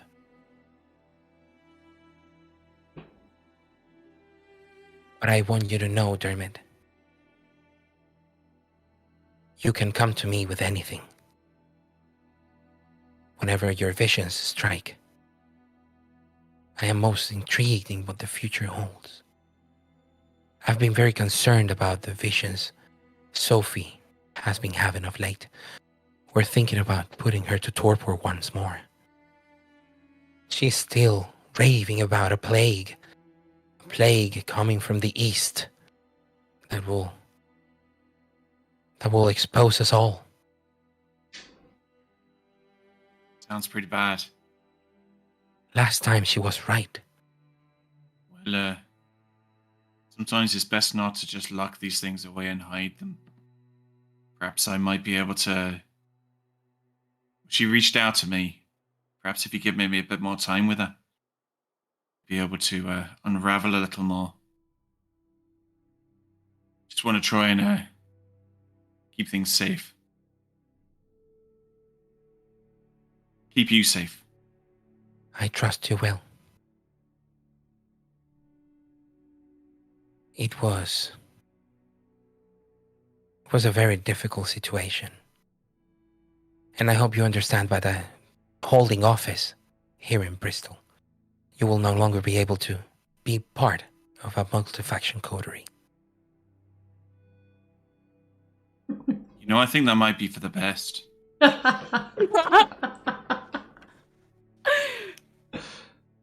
I'm not entirely sure that we all see eye to eye on a number of things. And I've learned a great deal from my coterie mates. Not all of it good, that's the way of it, isn't it? Well, let's hope then that your connections work in the future to our benefit. Now, come, child. Aye. And he brings you to a room where the sheriff and the Malkavian, well, and all the Primogens are, but the Malkavian and the sheriff will be sitting side by side with the prince, who will be officially in front of the eyes of the elders of the Camarilla, naming you second in command to the sheriff himself. So whenever he is not around, you will be acting sheriff. And to that effect, you are given a ring that will hold your station, having Right. effectively a status of 3 in the Camarilla. Right For the- there. For the cam. For the cam. Here you go, boys. You feel the cobweb rejoice. But at the end, right there at the end, you feel some strands vibrate a little out of sync, as if something is steering in the darkness. Don't know quite well what that might be, but nonetheless it's there. Nangisel, after the ritual and everything is said and done, Janice collapses, exhausted. You take him to his room. Okay. Yeah, he is okay. He's just drained, physically, spiritually, mentally, in all forms. You take him to his room with Evelina, and Zane is the first one to approach. He shows you the tongue of Kupala. He has gone from petrified wood to something more of a pinkish in color. It has become more.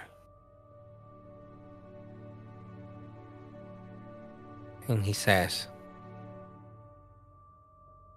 "The king is out there. The king is out there." What are you saying? The king is dead? He and Yash thought of. No, he said that the king is out there, Nangisel. Is there anyone else from the society that is still alive? Asks Evelina. And of course, Zane is like, society? What are you talking about? I will think. I don't think there is anyone that I'm aware of. Who? And the librarian is dealing with them apparently tonight. But you would have to liaise with them. So I will go and do that. I'll go and try and find out whoever it is. If I can find out who they are, then I'll go and kill them. You have both of the addresses from Craig, so you Okay. can go and check on the first one. Yep. When you arrive to the place, the person is already dead. Okay. It looks like an accident, a nasty one. I leave the place. Poor guy seemed to have like a heart attack. I leave the something. place and then I go to the other address. When you go to the other address, it's a little bit more away, a little further away. And you start scouting out to see if you see the person. He's on the way to Portsy's Head. And then a figure shows up from darkness next to you and says, "Why are you here?" Wait, is this the librarian? Mm-hmm. I'll say,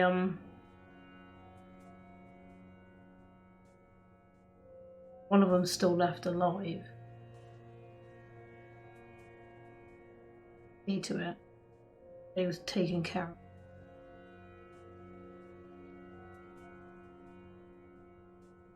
Well, your friend Janice already had told me about them. Did he send you? Sorry, say that again? Did he send you? No, he didn't send me. I came off my own back. Well, you're here, so you might as well help. Right. There. In that pub. It's about to close. He will stay inside. But yeah, come out when it closes, right?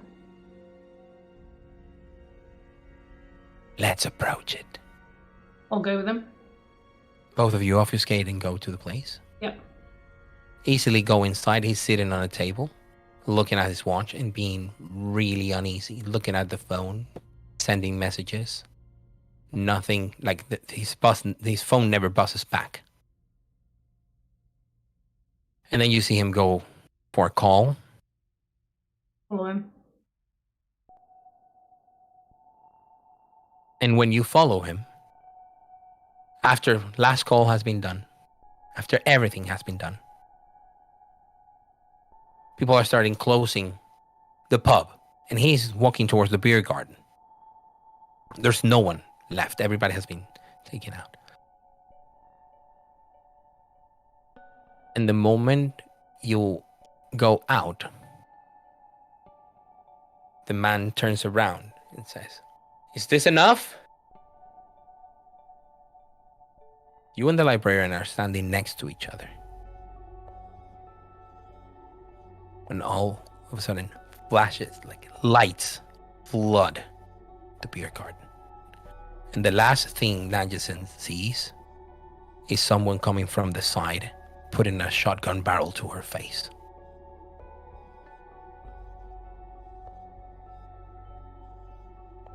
She's not scared. She's the chosen one of Kupala. Sorry.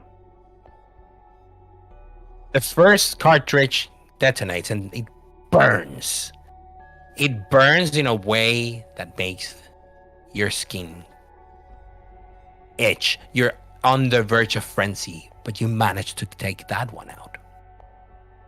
You will immediately lose your shit, but you will see the librarian being hounded by several members of the society. This is a full cell.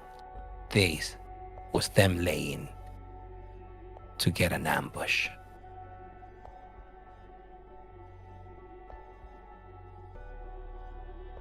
So am I able to do anything?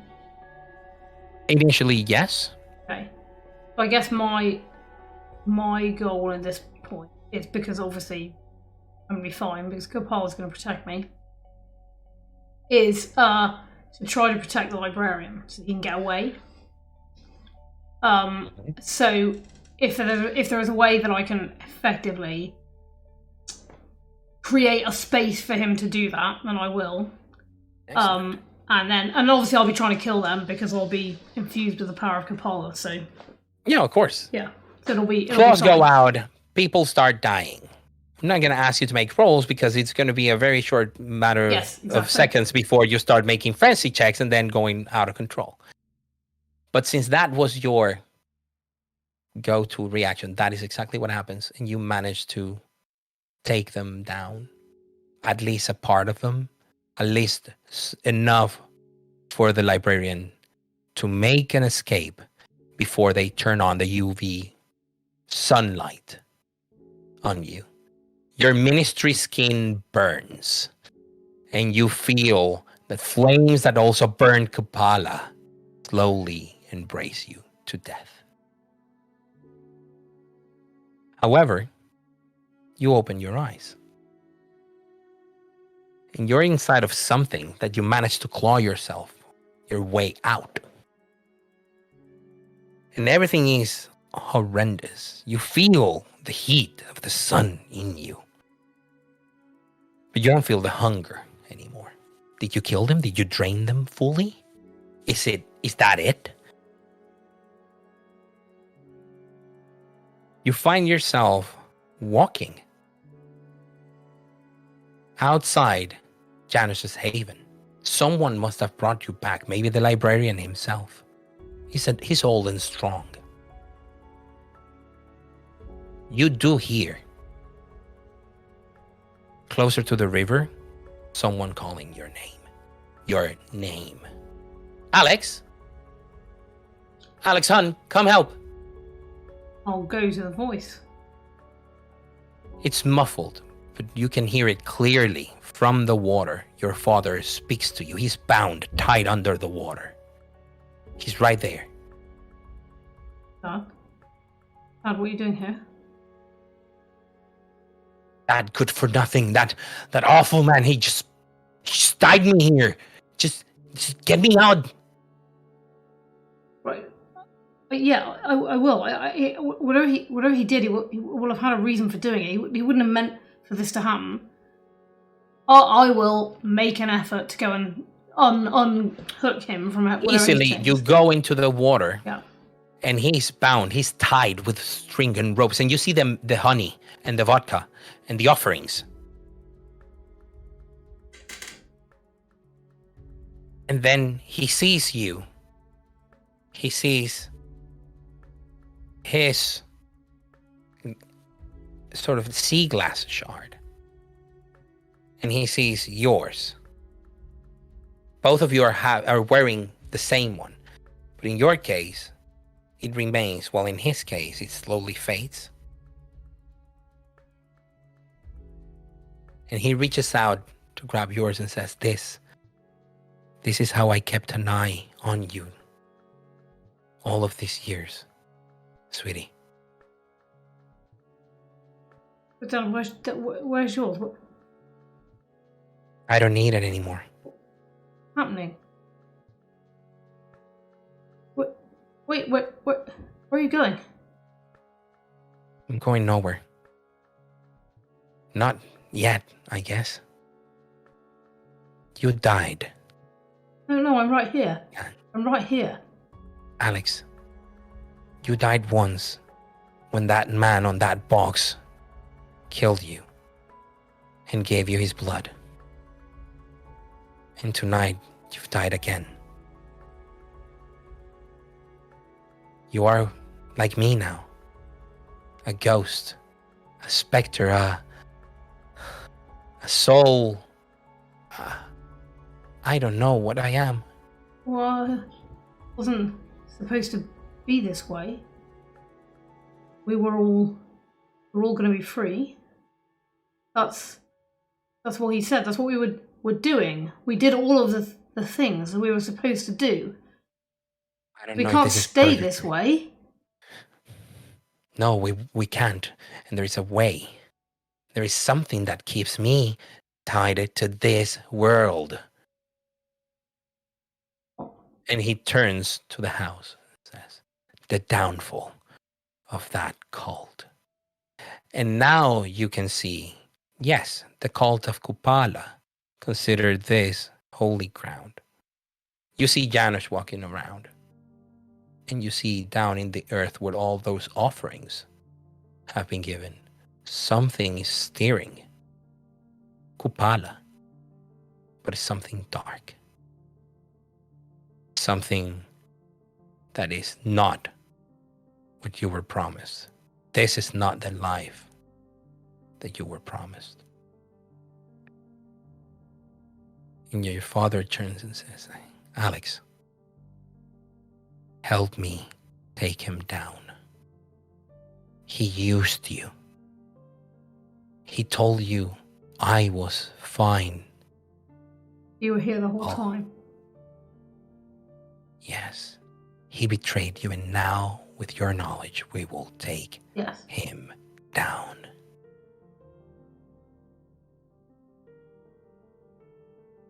Last but not least, a short conversation Matilda is going to have with Roger. Says, Matilda, thanks for coming, darling. Yeah. What do you need? I just need to know, what do you want for the Anarchs in the future? What is it that you hold dearest in your heart for our faction?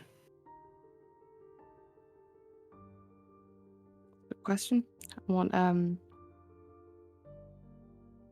everyone to feel like they're being listened to. I want everyone to feel like they have a voice, whether they're on the council or not. I think that's important. Well, you and I will make sure that they all have a voice now. You see his mannerisms, his way, the tone he speaks, the words he uses is quite different from what you're used to. He looks more upbeat, definitely. Well, Matilda, my darling, there are many things that we can discuss tonight. I want to hear all about your ideas of giving us anarchs a voice. So would you join me for a few hours tonight? Happily. Sure. Come. And you walk into Ashton Court. I would never do anything that would jeopardize the greater goal. You know what I mean? I know you wouldn't. Good to know I trust you. Do you like chess by any chance? As he gestures to a chessboard. My co-series roommate Janusz, he's a good player. He taught me a little bit. Excellent. Let's see how your skills are then. All right. Okay. I'll sit down and I'll start playing. And something in the back of your head starts trying to tell you something. Yeah. But well, who knows what's really going to happen. This is where we're going to draw Blood in the Severn to a close. Apologies for the late ending. I wanted to give each character what they wanted for their epilogue. Matilda, looking to a bright future, but still now not with one, but two life boons on her head and having to postpone her plans a little bit. Janusz having awoken the next stage of Kupala and also losing a piece of himself in the middle. Nangisel succumbing to the patience and preparations of the Society of Leopold, only to find out that now her and her father will haunt Janusz's domain for years to come. Yeah, And take Dermot, that. I thought I bought off that floor. you brought it off, but now you I go look back. at it this way. You have more XP. For free! Yeah. Yeah, look at you. Free XP is always good XP, right? Yeah, it's a win. And Dermot being named second in command to the sheriff. No longer Good part job. of a multi-faction coterie, sadly. He's exactly this- correct about the fact that we have different views Well, yeah. about everything. Like, they're all bad influences. Yeah. I want to give that fucking dog.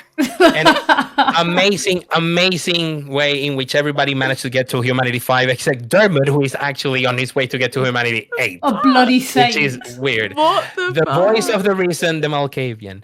I want to thank each and every one of you, lovely players, Thank you, Carl. and also to Josh, who joined us for the first half as Carl. Yeah. You have been amazing. Thank you to Sam for all your help and support in building the story. Mitch, Dylan, and Callum, you are awesome as tech ghouls. Phil has been there as head moderator with his sword and also providing a lot of useful information whenever the stream is live and always providing that encouragement. It's been an absolute delight working with all of you. I am happy and proud of what we have done. And I know that I enjoyed it so much that I just wanted to say from the bottom of my heart, thank you all. Thank you. Peter, Yeah, you like- mentioned you wanted to say something. Oh yeah, just that. As some of you will know from the announcements and things, after this stream, everybody's going to be taking a break for a while while they consider what they're going to do next, etc., etc. But whatever they decide to do when they come back, I will be leaving. I will not be coming back kind of after that break. So I wanted to take this opportunity really to kind of echo a lot of what Carlos said about thanking everybody that's involved, both in terms of all the people that have played, but also the storytellers and all the people that have run the tech and the other bits around it. And on a personal note, when I kind of came into this group, and over, I guess, the years that I've been in it, it has been, shall we say, a troubled time in my life that has not always been the best.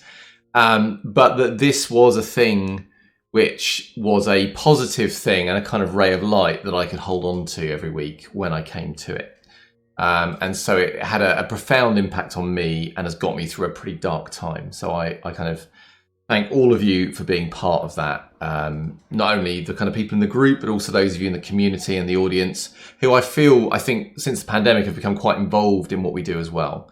It has been fabulous, and I've made a lot of friends too that I'm going to keep kind of going on from there. So I look forward to seeing you all around the internet and in person as the pandemic lifts. And thank you very much. Thank you. Yeah. Alice, Rob, Bex, any of you wanted to say a few words before we shut it down for a last transmission of Blood on the Severn? Yeah, I mean, just as a slightly sort of later addition, just playing in this campaign and not the other ones. You've all been so incredibly welcoming, and so is the community, and it's been, like Peter said, just an absolute ray of sunshine every week to look forward to in what has been a very bizarre, weird year. And yeah, no, I can't say how wonderful it's been to play and to have such a wonderful storyteller as well. And I feel very lucky and very blessed. So thank you. Thank you.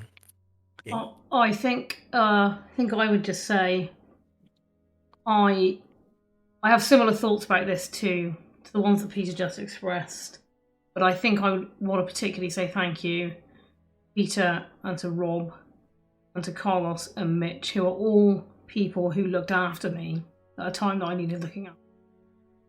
And that is all I will say. Thank you. We love you. Been a pleasure.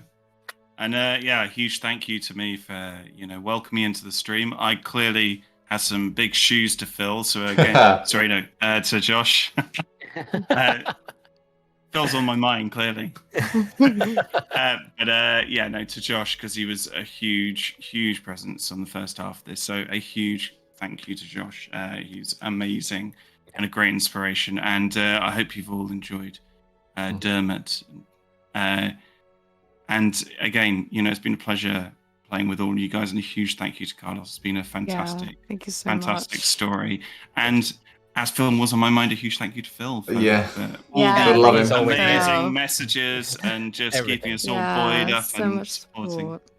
So and obviously to all of you as the community. So thank you so much, guys. Yeah. So thank you to our community, and this is the last of Blood on the Severn. We leave Bristol in the year 2017, a couple of years before a global pandemic that Sophie Woods is still warning about, but no one is going to listen. With the Second Inquisition now knowing what is going on in the city, not exactly being thrown off the trail, and with many, many other issues. So if you ever feel like playing in the world of Blood on the Severn, I would be more than, how do you call it? Happy? Honored. Honored. Happy and honored.